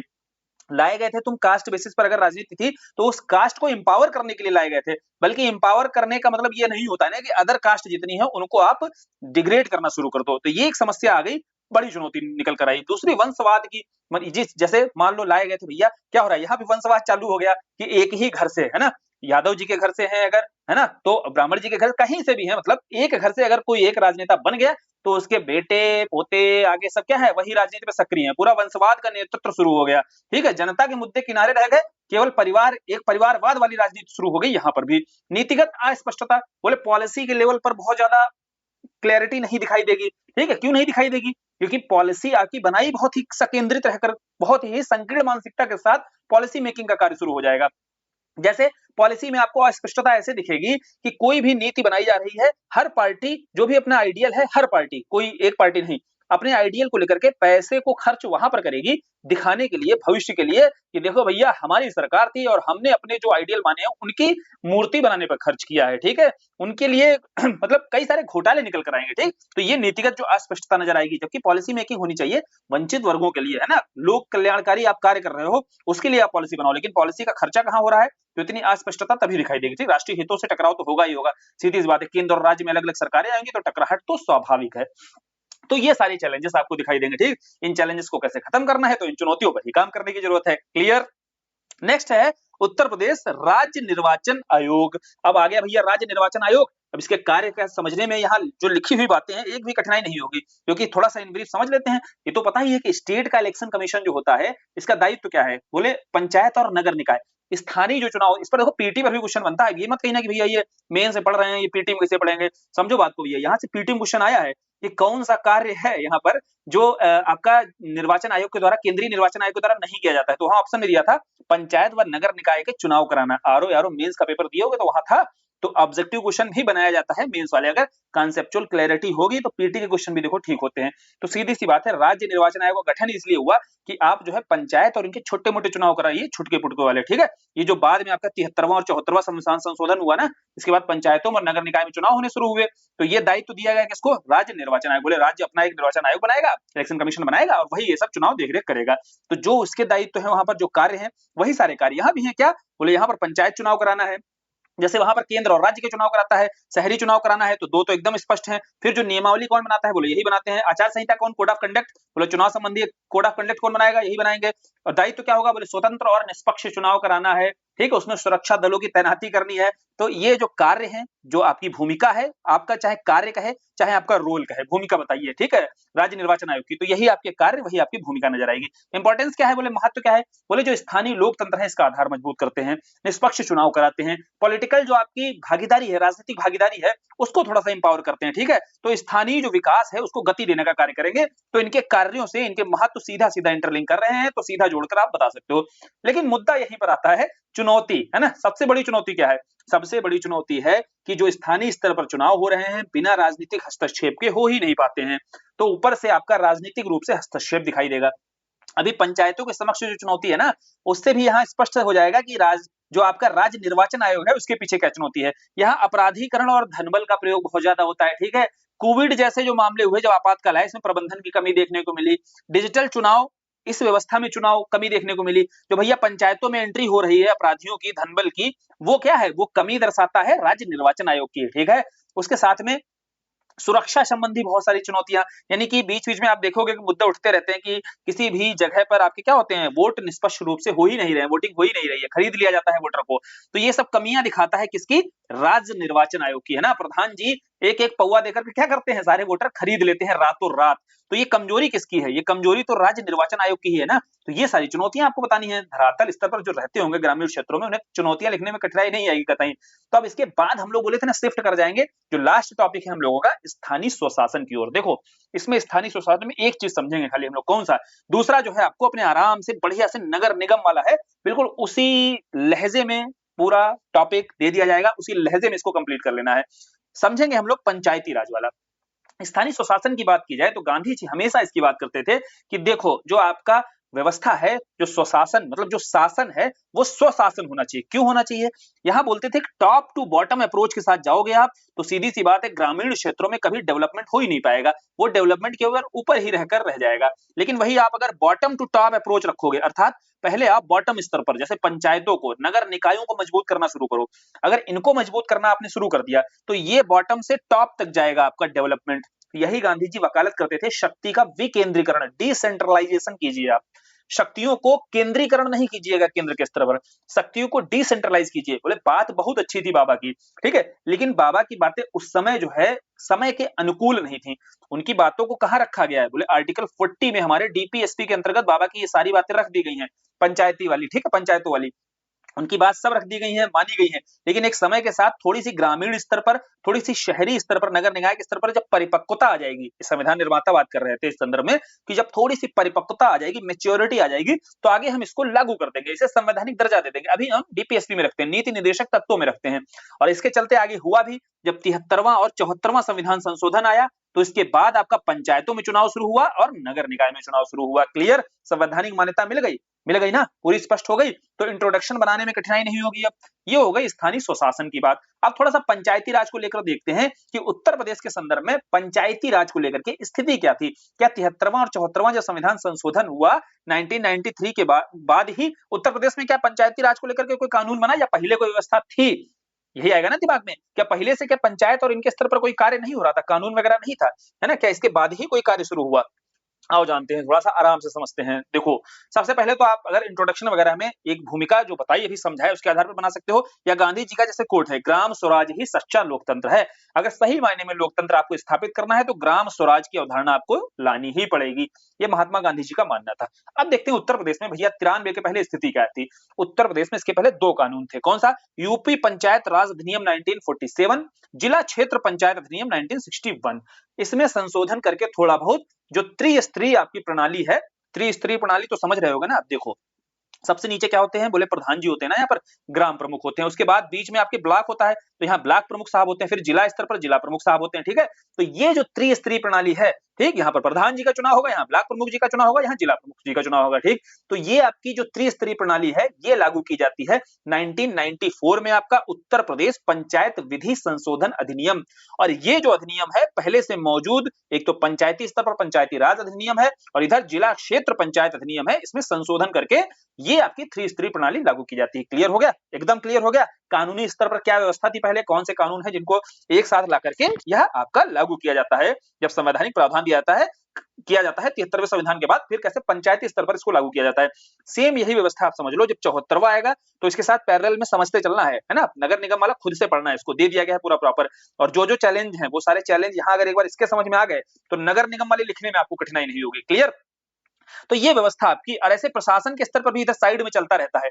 जैसे ये आपकी शासन के स्तर पर है इकाई, क्योंकि शासन के स्तर पर संवैधानिक कार्य शुरू हुआ, प्रशासन के स्तर पर भी आपको मालूम होना चाहिए कि यहाँ पर आपका ग्राम विकास अधिकारी जो होता है, ठीक है, जो वीडियो साहब होते हैं, और यहाँ पर बीच में आपका मिडिल लेवल पर बीडीओ साहब जो यूपीपीएससी से होते हैं, बीडीओ है ना, ब्लॉक डेवलपमेंट, जिला स्तर पर भी पता होगा ना, जिला अधिकारी साहब होते हैं, उप जिला अधिकारी साहब होते हैं। तो ये इधर एडमिनिस्ट्रेटिव जो है साथ में त्रिस्तरीय काम कर रहा है, और इधर आपका शासन के स्तर पर त्रिस्तरीय संरचना लागू कर दी गई। क्लियर, पूरा एकदम कॉन्सेप्ट क्लियर होगा इसको लेकर के।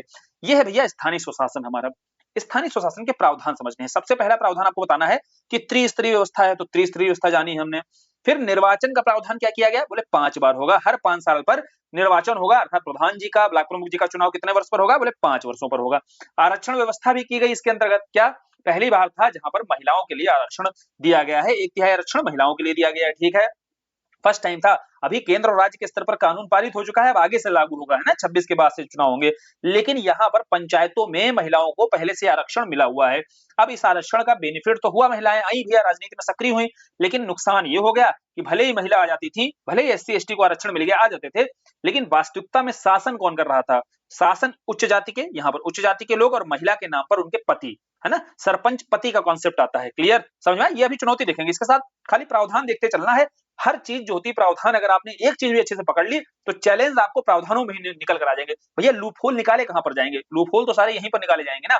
बोले यहाँ पर जैसे कैसे निकाले जाएंगे बताओ, जैसे निर्वाचन का प्रावधान बोल दिए 5 वर्ष, क्या लूप होल नहीं है यहाँ पर, क्या लूप होल है, बोले सीधा लूप होल यहाँ पर दिखाई देता है कि जो आपका स्टेट इलेक्शन कमीशन बनाया गया, स्टेट इलेक्शन कमीशन क्या हर 5 वर्ष पर गठित हो रहा है, नहीं हो रहा है ना। ये भी अभी दिखेगा कि भैया कैसे गठन किया गया है स्टेट इलेक्शन कमीशन का। तो जब स्टेट इलेक्शन कमीशन का ही गठन नहीं किया जा रहा है राज्य सरकारों के द्वारा, तो 5 साल पर कैसे चुनाव करी है ना। उसके बाद में रिजर्वेशन को लेकर हमने देख लिया।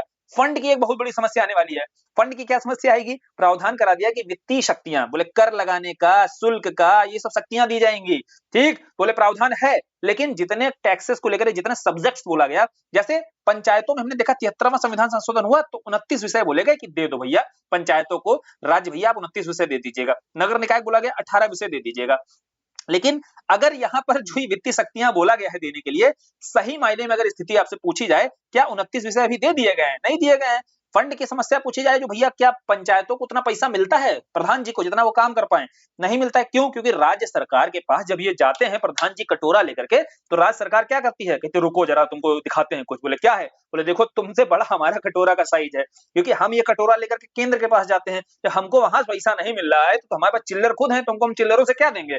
तो ये की समस्या है जो फंड की समस्या आती है। क्लियर, तो ये प्रमुख कुछ समस्याएं हैं, और इन समस्याओं को अगर आप जान गए तो इन समस्याओं का आपको निराकरण देने के लिए आप सुझाव दे सकते हो, ठीक, समझे। और ये समस्याएं मौजूद कहां पर हैं, मौजूद हैं इनके रोल में, प्रावधान में, ठीक, इनके रोल में भी नजर आएंगी। जैसे पहला है रोल आपका विकेंद्रीकृत योजना निर्माण, ग्राम पंचायत विकास योजना है ना, इसको तैयार करना, इसके बाद में ग्राम पंचायतें कैसे डेवलपमेंट करेंगी इसकी पूरी प्रॉपर प्लानिंग करना, इस संदर्भ में इनका रोल नजर आता है।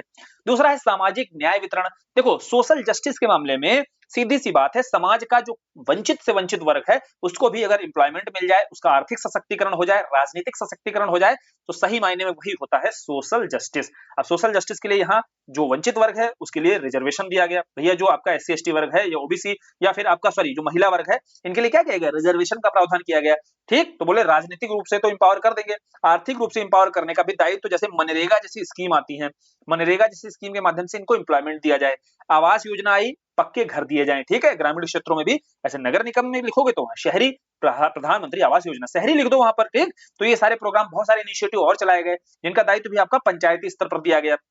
फिर स्थानीय विवाद, जो आपकी न्याय पंचायत है ना, जो पंच होते हैं, ये पंच क्या करते हैं, जितने स्थानीय विवाद होते हैं इनका समाधान वहीं पर कर देते हैं, क्योंकि सीधा आपने देखा यार उच्च न्यायालय के स्तर पर या डिस्ट्रिक्ट या कोर्ट या सेशन कोर्ट के स्तर पर इतने ज्यादा न्यायालय में मामले पेंडिंग पड़े हुए हैं, या जो भार है वो भी बहुत ज्यादा है, ठीक है, जो खर्चा होता है, तो इसके चलते जो देरी होगी उस देरी से बचने के लिए स्थानीय विवाद समाधान भी यहाँ पर हो जाते हैं पंचायती राज संस्थाओं के द्वारा। फिर संसाधनों के मैनेजमेंट को लेकर के, जो सार्वजनिक संपत्तियां होती हैं, सड़कें होती हैं, इनको भी तो मैनेज करने का दायित्व किसका होता है, इन्हीं का होता है, ठीक है। तो ये सारे रोल हैं। अब इन रोल के साथ में यूपी में क्या स्कीम्स को लेकर के स्थिति क्या है, जो इनका रोल है प्रमुख रूप से, उसमें उत्तर प्रदेश की स्थिति क्या है ना। उत्तर प्रदेश की स्थिति ये है कि मनरेगा में अगर 22-23 का डेटा उठाया है तो 30 करोड़ से ज्यादा जो व्यक्ति दिवस, मानव दिवस है, इनका सृजन किया गया है। क्लियर, तो समझे उत्तर प्रदेश में कितना रोजगार, कितने दिवस, बोले 30 करोड़ से ज्यादा मानव दिवस का सृजन हुआ। ये कुछ डेटा है, इस डेटा को आप प्रयोग कर सकते हो जब पंचायती राज संस्थाएं हैं, इनकी भूमिका आपको बतानी होगी। फिर स्वच्छ भारत मिशन में 2.6 करोड़ से ज्यादा शौचालयों का निर्माण हुआ है। जल जीवन में बुंदेलखंड और विंध्य क्षेत्रों में पाइपलाइन आपकी जल आपूर्ति की गई है। आवास योजना जो ग्रामीण है इसमें 29 लाख से ज्यादा मकानों को स्वीकृति हुई है। 22 लाख से ज्यादा मकान आपके पूर्ण हो चुके हैं, अर्थात लोगों को मकान पक्के मिल चुके हैं। कौशल विकास में भी पंचायतों के माध्यम से युवाओं को कौशल प्रशिक्षण दिया जा रहा है। ये सारी देखो, ये सारी इंप्लीमेंट की जा रही है ग्राम पंचायत के स्तर पर स्कीम्स उत्तर प्रदेश में। क्लियर? तो ये डेटा है, इस डेटा को आपको जितना लिमिटेड आप यूज कर सकते हो, जितना आप यूज कर सकते हो उतना रट डालो। अब चैलेंजेस देखते हैं। बोले ना, एक सबसे बड़ी चैलेंज है फंड के स्तर पर, फिर फंक्शन के स्तर पर। ये आपकी 3F जो समस्याएं बोली जाती हैं, फंड फंक्शन की समस्याएं हैं, तो ये आपको देखने को ही मिलेंगी किसी पंचायत में। वही उत्तर प्रदेश में होगी, वही नगर निकाय के स्तर पर भी होंगी, नगर निगम में भी वही समस्याएं देखने को मिलेंगी। फंड की जो समस्या है, हमने वो बताया अभी, कटोरा वाली स्थिति है जो, या फिर कर को लेकर के जो आपके विषय हैं, इतने सब्जेक्ट्स कहा गया है कि दे दो आप टैक्सेस वगैरह के लिए, वो सब्जेक्ट्स दिए ही नहीं गए हैं, तो वित्तीय बाधा रहती है। जब पैसा ही नहीं होगा तो आप भला क्या करोगे किसी का, है ना? तो बोले दूसरी है जनशक्ति और क्षमता में कमी। जनशक्ति और क्षमता में बोला जाए तो जैसे प्रशिक्षित लेखाकार, डेटा एंट्री ऑपरेटरों की कमी है, तो इनकी भर्तियां करने की बहुत अधिक आवश्यकता है। ग्रामीण स्तर पर साक्षरता के साथ साथ डिजिटल साक्षरता भी नहीं है, दोनों ही समस्याएं देखने को मिलती हैं। तो इसके लिए आपको प्रशिक्षित लेखाकार चाहिए, डाटा एंट्री ऑपरेटर चाहिए। ये सारे जब तक नहीं होंगे तब तक आप कोई भी योजनागत स्कीम है, अगर कोई योजना आ रही है, उसकी जो टेक्निकलिटी है, तकनीकी जो समझ है वो नहीं होगी, तब तक लोगों तक कैसे वह आप सेवाएं पहुंचा सकते हो? नहीं पहुंचा पाओगे ना। फिर योजना जो निर्माण है उसकी मॉनिटरिंग बहुत कमजोर है। मॉनिटरिंग कमजोर होती है जिसके चलते क्या होता है, कोई भी योजना क्रियान्वित हो ही नहीं पाती है। राजनीतिक हस्तक्षेप यहाँ भी बढ़ गया है बहुत ज्यादा। कैसे बढ़ा है अभी हमने समझा कि एससी एसटी महिलाओं को लेकर के जो हस्तक्षेप हो रहा है, जैसे दलित वर्ग को लेकर के, जैसे कोई सीट आती है मान लीजिए, अब वो सीट को लेकर के होता क्या है, उच्च जाति के लोग हैं जैसे, और जो निम्न जाति का लोग है तो उसको सीट पर तो खड़ा कर देंगे, लेकिन वास्तविक रूप से शासन कौन करता है? बोले वही एलीट क्लास जो है आपका शासन करता है। क्लियर? वैसे ही महिलाओं को लेकर के क्या है, सामाजिक बहिष्कार या लिंग आधारित भेदभाव भी देखने को मिलता है। कैसे? बोले महिलाओं के लिए भले 1/3 कर दी है, लेकिन अगर मान लीजिए महिला सीट आती है कहीं से, महिला सीट पर खड़ा तो कर दिया जाता है, लेकिन वास्तविक शासन कौन? बोले कौन देख रहा है? मुखिया जी देख रहे हैं सब कुछ। सरपंच पति का प्रॉक्सी कल्चर बोला जाता है इसको। क्या बोला जाता है? प्रॉक्सी कल्चर डेवलप हो गया है। मतलब जो सही मायने में मुखिया है वो मुखिया के रूप में कार्य नहीं कर रहा है। सारे निर्णय कौन ले रहा है? बोले पति जी ले रहे हैं। सरपंच पति का कॉन्सेप्ट जो आया है, ठीक है? तो ये आपको बताना है, ये सारी चीजें चुनौतियां बतानी है। जमीनी हकीकत जो जानते होंगे उन्हें पता होगा ये सब काम हो रहा है, तभी चुनौतियां अच्छे से बता सकते हैं। अब इसके जब सुझाव देने हैं तो राजनीतिक स्वायत्ता को मजबूत करने, यानी कि इनके जो राजकोषीय स्वायत्ता को, इनके जो फंडिंग वाली समस्या है ना, इसकी ऑटोनॉमी, इसको थोड़ा सा मजबूत करने की आवश्यकता है। इसमें आप क्या कर सकते हो, सुझाव दो ना, कि कर वगैरह को लेकर के जो सब्जेक्ट्स हैं, विषय हैं, इनको बढ़ाओ आप। जो सब्जेक्ट्स दिए गए हैं आपने, कर जो आपके 29 विषय हैं, इनको बढ़ाइए। बहुत सारे जैसे टैक्स हो सकते हैं, लाइक बहुत सारे ऐसे घर होते हैं, बारात घर होते हैं, तो बहुत सारे जैसे गांव वगैरह में पार्किंग वगैरह लोग करना चाहते हैं ना, छोटे छोटे पार्किंग घर बना लो, उसमें टैक्स लेने का राइट किसको दे दो? बोले इन्हीं को दे दो ना, पंचायतों को। तो ऐसे भी तो कुछ टैक्स वगैरह क्या कर सकते हैं, ये उगाही उसकी कर सकते हैं ना, जिससे इनके पास फंड तो आएगा नहीं, राज्य के पास भीख मांगने जाएंगे, स्वतः से जो है कर वगैरह या पैसे की उगाही कर लेंगे। क्लियर हुआ? समझ में आया? जनशक्ति और क्षमता निर्माण, तो बोले जो कौशल कार्यक्रम होते हैं उनके माध्यम से आप यहाँ प्रयास कर सकते हो। जो योजनाएं हैं उनका अभिसरण हो सकता है। सामाजिक समावेशन को बढ़ावा। सामाजिक समावेशन क्या है? देखो, सोशल इंक्लूजन सीधा मतलब होता है कि समाज के जिन वर्गों को जो आरक्षण दिया गया है, जिस उद्देश्य से दिया गया है, वो उद्देश्य पूरा होना बहुत जरूरी है, उसको आप बढ़ावा दो, है ना? आप क्या है, वैधानिक कार्रवाई करो। अगर इस तरीके के मामले पकड़े जाते हैं उस पर कार्रवाई करने की जरूरत है, प्रौद्योगिकी का प्रयोग करना है ना? जब आप डिजिटली, जैसे मान लीजिएगा जो महिला है, ठीक, महिला को निर्णय लेना है, इसके बायोमेट्रिक का प्रयोग करोगे, ठीक है, या डिजिटल माध्यम का प्रयोग करोगे, तो सीधी सी बात है वह पुरुष वहां पर मौजूद ही नहीं होगा। महिला को यहाँ पर जागरूकता देनी जरूरी होगी। महिला को जब आप ऐसे प्रावधान कर दोगे जहां महिला के बिना ये निर्णय लिए ही नहीं जा सकते हैं, वो तभी संभव है प्रौद्योगिकी का जब आप प्रयोग करोगे, और तकनीक का प्रयोग करके ही आप यहाँ एम्पावर कर सकते हो। क्लियर? सामाजिक समावेशन कर सकते हो। ठीक, समझ में आया?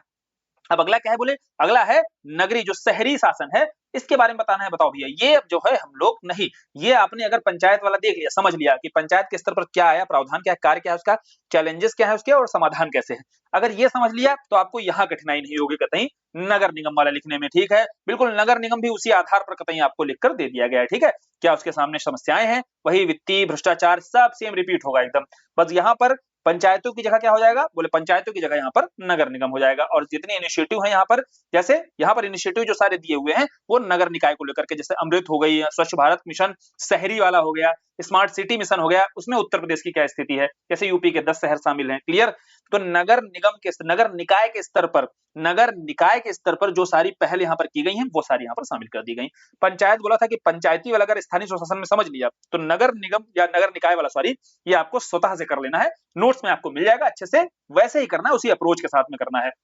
अब देखते हैं अगला जो टॉपिक है यहाँ पर उत्तर प्रदेश में वित्त आयोग। देखो फाइनेंस कमीशन की बात हो रही, जैसे इलेक्शन कमीशन की जो स्थिति है ना स्टेट इलेक्शन कमीशन, वही सेम स्थिति यहाँ पर स्टेट फाइनेंस कमीशन की भी है। तो फाइनेंस कमीशन यहाँ पर सीधी सी बात है 5 वर्ष में कहा गया कि एक बार भैया इसका गठन करना चाहिए, और आर्टिकल क्या है 243 आई। तो जैसे स्टेट इलेक्शन कमीशन के जो दायित्व थे ना, सेम वही दायित्व यहाँ पर स्टेट फाइनेंस कमीशन के होंगे, क्योंकि सीधी सी बात यहाँ पर समझो कि यहाँ जो कर वगैरह है एलोकेट किया जाता है, जो कर है बंटवारे का दायित्व तो पंचायत और नगर निगम में किसको दिया, नगर निकाय में किसको दिया गया है, ये है आपका स्टेट जो फाइनेंस कमीशन है इसको दिया जाता है। अब बात आएगी यहाँ पर कि भाई ऑब्जेक्टिव क्या था, ऑब्जेक्टिव सीधा है कि जो राज्य की टैक्स या राज्य की नॉन टैक्स कर और गैर कर जो इनकम है, उस इनकम में कितना भैया पैसा पंचायतों को मिलना चाहिए, कितना शहरी स्थानीय निकायों को मिलना चाहिए, ये कार्य वहां पर फाइनेंस कमीशन करता है। बोले जो भी केंद्र को प्राप्त होता है टैक्सेस या नॉन टैक्सेस के रूप में इनकम है, उसमें कितना पैसा सभी राज्यों को मिलना चाहिए, स्टेट्स के बीच में कैसे बांटना है और केंद्र को कितना पैसा रखना चाहिए, ठीक है। तो वैसे यहाँ पर बंटवारा किया जाता है, क्लियर, समझ में आया। स्टेट जो आपका फाइनेंस कमीशन है क्लियर हो गया। बोले यह कार्य जो है 243 ए में अनुच्छेद 243 आई अनुच्छेद है आपका, इसके अंतर्गत कहा गया कि हर 5 वर्ष में एक राज्य का वित्त आयोग होगा, उसका गठन किया जाएगा और वो ये कार्य करेगा, ठीक है। अब बोले ठीक है, बोल तो दिया गया। अब देखो उत्तर प्रदेश में स्थिति क्या है। उत्तर प्रदेश में 73वां संविधान संशोधन हुआ, अर्थात 1994 से जब से कानून लागू हुआ, तो चलो 94 में तो एक फाइनेंस कमीशन बना दिया गया, फिर अगला बना 2000 में, फिर 2005 में, फिर 2011 में, फिर 2016 में, यहां तक तो ठीक चल रहा था। 2016 के बाद जो अगला फाइनेंस कमीशन बना है वो 2024 में बना है, ठीक है, अभी 2024 में, जिसके अध्यक्ष हैं आपके दीपक कुमार। और इसका जो टारगेट है e governance, digital tax collection, शहरी अवसंरचना विकास, प्राथमिकता देने की सिफारिश। तो ये तो हमें समझ ही आ गया है कि जो इसका उद्देश्य रहेगा ये वर्तमान आवश्यकताओं को देखते हुए प्रासंगिक रखा जाएगा।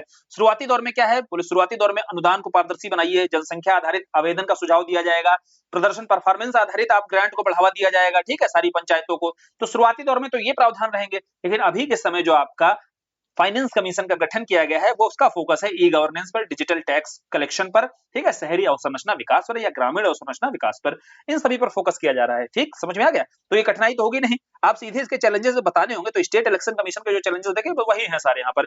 एक तो नियमित रूप से इसके क्या है गठन नहीं किया जा रहा है, दूसरा भैया फंड की जो समस्या है, स्टेट को खुद भैया टैक्स और नॉन टैक्स के रूप में बहुत लिमिटेड पैसा मिला हुआ है। जो इंडायरेक्ट टैक्स वो थोड़ा बहुत उगाही कर भी पाता था, जीएसटी में फंसा दिया गया। जीएसटी में लाया तो इसलिए गया था, ठीक है, बढ़ जाएगा भैया, पैसा मिल जाएगा, लेकिन अभी तक उनकी भरपाई हो ही नहीं पाई, जो टैक्सेस उनसे छीन लिए गए, उसके साथ एकीकृत जो टैक्स लिया गया। तो स्टेट फाइनेंस कमीशन की भी वही स्थिति है। जो आपके सब्जेक्ट्स वगैरह हैं, चाहे पंचायतों के स्तर पर हो, चाहे नगर निगम के नगर निकाय के स्तर पर हो, उनको जो विषय हैं वो अभी तक हस्तांतरित किए ही नहीं गए हैं। तो ये सारी चुनौतियां यहाँ पर भी हैं, फाइनेंस कमीशन के स्तर पर भी चुनौतियां हैं, जो वहां पर आपके स्टेट इलेक्शन कमीशन के स्तर पर दिखाई दे रही है। क्लियर, समझ में आया। तो नेक्स्ट क्या है, लोक नीति। देखो पब्लिक पॉलिसी क्या होती है, देखो भैया पब्लिक पॉलिसी यार, पब्लिक मेकिंग हुई, उसका पब्लिक इंप्लीमेंटेशन हुआ, तो वही आपकी पब्लिक पॉलिसी है। तो पब्लिक पॉलिसी सीधी सीधी है सरकार की जो नीति निर्धारण की प्रक्रिया पूरी होती है, इसमें विकास संबंधी कोई योजना बनाई जा रही है, उसका कैसे क्रियान्वयन किया जाए। और उसमें मुद्दे क्या हो सकते हैं, मुद्दे शिक्षा रहेगा, स्वास्थ्य रहेगा, है ना, डेवलपमेंट के और सारे सब्जेक्ट्स हो सकते हैं, उन पर ही कोई पॉलिसी बनाई जाती है। तो यही आपकी क्या कहलाती है, बोले यही आपकी लोक नीति कहलाती है। और समझो बात को ध्यान से समझो, ये कुछ चरणों से होकर गुजरती है। उन चरणों में आपको क्या ध्यान रखना होता है, जैसे आप प्रशासन के स्तर पर जाएंगे तो कोई भी पब्लिक पॉलिसी बनाएंगे तो सबसे पहले उसका जब इंप्लीमेंटेशन होगा, जब आप नीति का निर्माण कर रहे हो, तो डिमांड को ध्यान में रखना बहुत जरूरी है।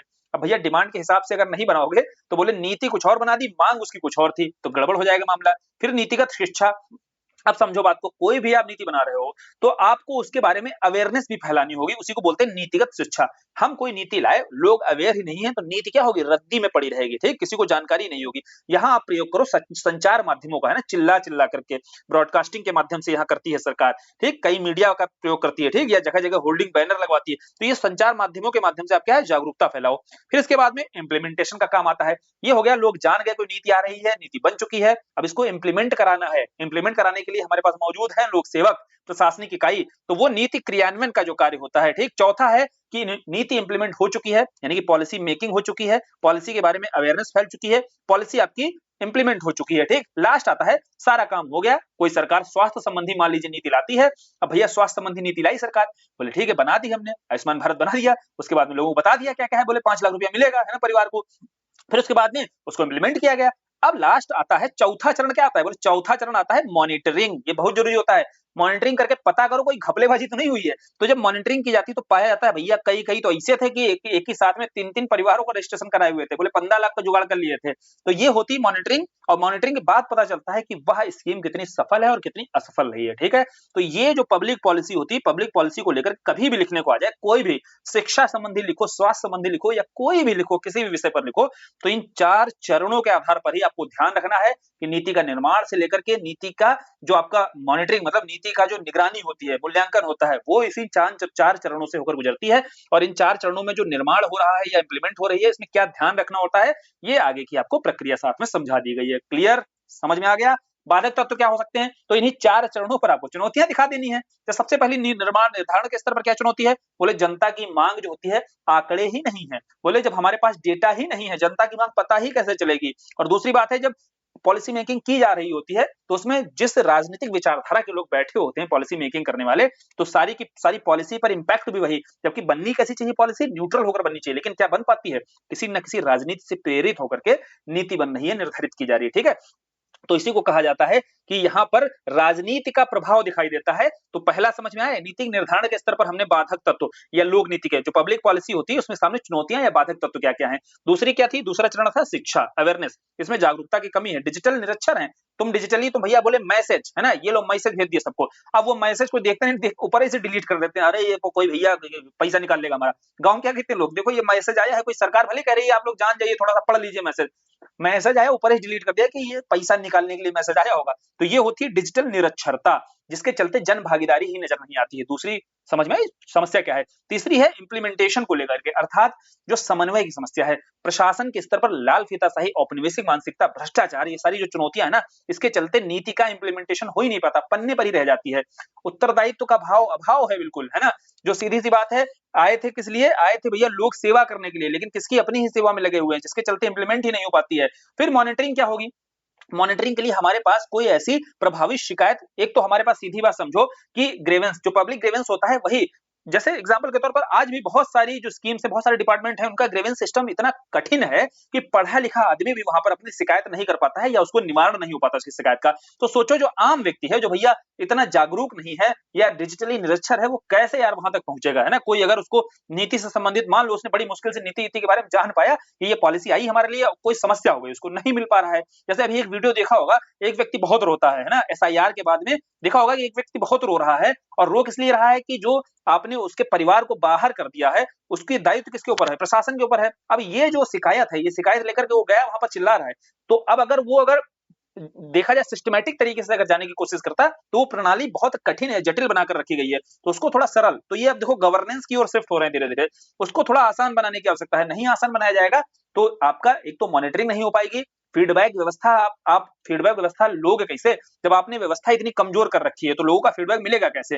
तो मूल्यांकन के स्तर पर ये चुनौती है, ठीक समझ में आया। सुझाव में आप बता सकते हो कि विश्लेषक बढ़ाइए आप, जैसे सीएम पोर्टल आपने बनाया, तो सीएम पोर्टल को लेकर के लोगों को जागरूक कीजिए, बताइए कि सीएम पोर्टल खाली बने ही नहीं, इसका प्रयोग कैसे करना है, ठीक। तो ये ग्रामीण स्तर पर जो समस्या है ना, वो भी सीएम पोर्टल से जुड़ सके। सोशल मीडिया, लोग सब व्हाट्सएप चलाते हैं, तो इस व्हाट्सएप मीडिया का प्रयोग करो जागरूकता के लिए, ठीक है। तो अब सोशल मीडिया का प्रयोग किया जा सकता है, लक्षित दृष्टिकोण रखो, लक्षित मतलब है टारगेटेड अप्रोच के साथ में, जैसे जिन्हें जिस वर्ग को टारगेट करना है, उसी वर्ग के लिए टारगेट रखते हुए ही आप कोई पॉलिसी बनाओ, और तभी उस पॉलिसी को बहुत ही हद तक सफलतापूर्वक कार्यान्वित या क्रियान्वित किया जा सकता है।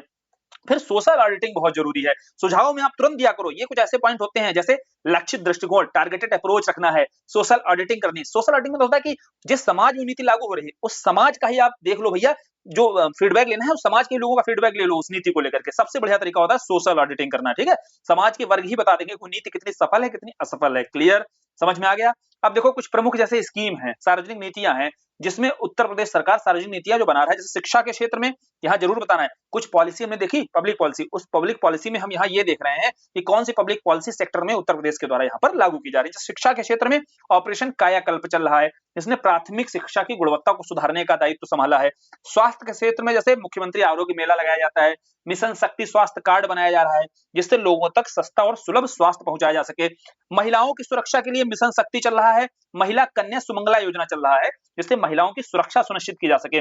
याद रखना, जब भी कोई भी पॉलिसी मेकिंग या किसी भी पब्लिक पॉलिसी पर लिखना है तो ये सारे जो प्रयास हैं उत्तर प्रदेश सरकार के, ठीक, हम लोग एक एक करके यहाँ सारे दिए दे रहे हैं। शिक्षा के क्षेत्र के, स्वास्थ्य के क्षेत्र के, महिला से जुड़े हुए, महिला सुरक्षा से, या किसान से जुड़े हुए जैसे पीएम किसान है या सीएम कृषक दुर्घटना बीमा योजना है, ये किसान की आय सुरक्षा जो इनकम है उसको सुरक्षित रख रही है। डिजिटल शासन में ई गवर्नेंस है, दर्पण पोर्टल है, प्रशासन आपके द्वार है, ठीक है, सीएम पोर्टल है, ये सब कुछ जितना आप बता सकते हो ना, तो बताना है कि डिजिटल शासन के लिए भी ये सारी नीतियां जो है उत्तर प्रदेश सरकार के द्वारा बनाई जा रही है। एम्प्लॉयमेंट के लिए ओडीओपी, इसको तो कतई छोड़ना ही नहीं है, या मुख्यमंत्री स्वरोजगार योजना, ठीक है, इसके माध्यम से स्थानीय स्तर पर जो एम्प्लॉयमेंट है वो जनरेट किया जा रहा है। एनर्जी में देखो भैया, सोलर जो मिनी ग्रिड पॉलिसी है उत्तर प्रदेश की, एसईपी 2022 है, ये आपकी रिन्यूएबल एनर्जी को प्रोत्साहित कर रही है जिसमें आपका बुंदेलखंड क्षेत्र जो है ये आपका सोलर हब के रूप में विकसित किया जा रहा है। ठीक है, समझ में आया भैया? तो ये हो गई हमारी पब्लिक पॉलिसी, और पब्लिक पॉलिसी में शिक्षा, स्वास्थ्य, डिजिटली आपका जो भी स्कीम चलाई जा रही है, ठीक, डिजिटल आपका प्रशासन के लिए, ठीक, ये सारी स्कीम्स जो हमने देखी है ये उत्तर प्रदेश सरकार के द्वारा यहाँ कार्य किया जा रहा है, और कार्य करने के साथ उत्तर प्रदेश में बेहतर कार्य भी कर रहा है। और महिला सुरक्षा के लिए हो गई, शिक्षा के लिए हो गई, स्वास्थ्य के लिए हो गई, डिजिटल प्रशासन के लिए हो गई, और चाहिए क्या उत्तर प्रदेश के बारे में, और डेटा वगैरह आप लाओगे कहां से? इन्हीं सबको तो प्रयोग करना है, बस इसी सबको आपको जैसे प्रश्न की भाषा रहेगी उस आधार पर यूज कर लेना है। अब पीवाईक्यू देख लो भैया, जो पढ़ा हुआ है उससे समझ में आ जाएगा। पीवाईक्यू आपने देख लिया अगर, जैसे पंचायती राज प्रणाली की सफलता की लंबी कहानियां रही हैं, स्पष्ट करना है। कैसे बताओगे? जो पंचायती राज प्रणाली है इसकी सफलता को लेकर के क्या बता सकते हो? सफलता सीधी बतानी है कि इसका जो रोल है, इसकी जो भूमिका है वो दर्शानी है, ठीक है, उत्तर प्रदेश के संदर्भ में। पीछे जो कानून थे, बैकग्राउंड आप वहां शुरू कर सकते हो। फिर 94 में हमने देखा कि जो नए तरीके से मतलब त्रिस्तरीय शासन व्यवस्था लागू की गई, उन्हीं में थोड़ा बहुत सुधार करते हुए, और फिर आपको उदाहरण जब प्रश्न करने हैं, उदाहरणों में सीधा दर्शाना पड़ेगा आपको आगे कि प्रमुख रूप से बहुत सारे ऐसे उदाहरण आपको यहाँ कलेक्ट करने हैं जिसमें सफलता की कहानी दिखाई देगी। जैसे छवि राजावत की कहानी तो सुनी होगी ना, तो छवि राजावत जैसे कई सारे पंचायत प्रमुख यहाँ पर भी हुए उत्तर प्रदेश में, जिनको आप यहाँ पर उदाहरण के तौर पर प्रयोग करो। लेकिन जब कंक्लूड करो तो उसमें उदाहरण के साथ साथ उसकी चुनौतियां भी जरूर बतानी है, ठीक है, कि क्या समस्याएं हैं। सफलता की लंबी कहानी है, मौजूद है, लेकिन कुछ चुनौतियां अभी भी छोटा सा पैरा में बता दिया कि देखो उत्तर प्रदेश के भी पंचायती राज प्रणाली में सारी चुनौतियां मौजूद हैं। ये तो वो छुटपुट उदाहरण है जो सफल आपको दिखाई देते हैं, ठीक है, सफल आपके प्रधान जी दिखाई देते हैं। फिर उत्तर प्रदेश में ग्राम पंचायत विकास योजना के निर्माण में प्रमुख अवस्थाओं का वर्णन करना है। देखो जैसे ये प्रश्न बनाया गया, तो अब ग्रामीण स्तर पर जो ग्राम पंचायत है इसके डेवलपमेंट के लिए जो स्कीम बनाई जाएगी, तो इसमें सबसे ज्यादा जरूरी क्या है? बोले जन जागरूकता फैलाओ। चाहे प्रधान जी हैं, पंचायत सचिव जी हैं, इनको प्रशिक्षित करना बहुत जरूरी है, ठीक है।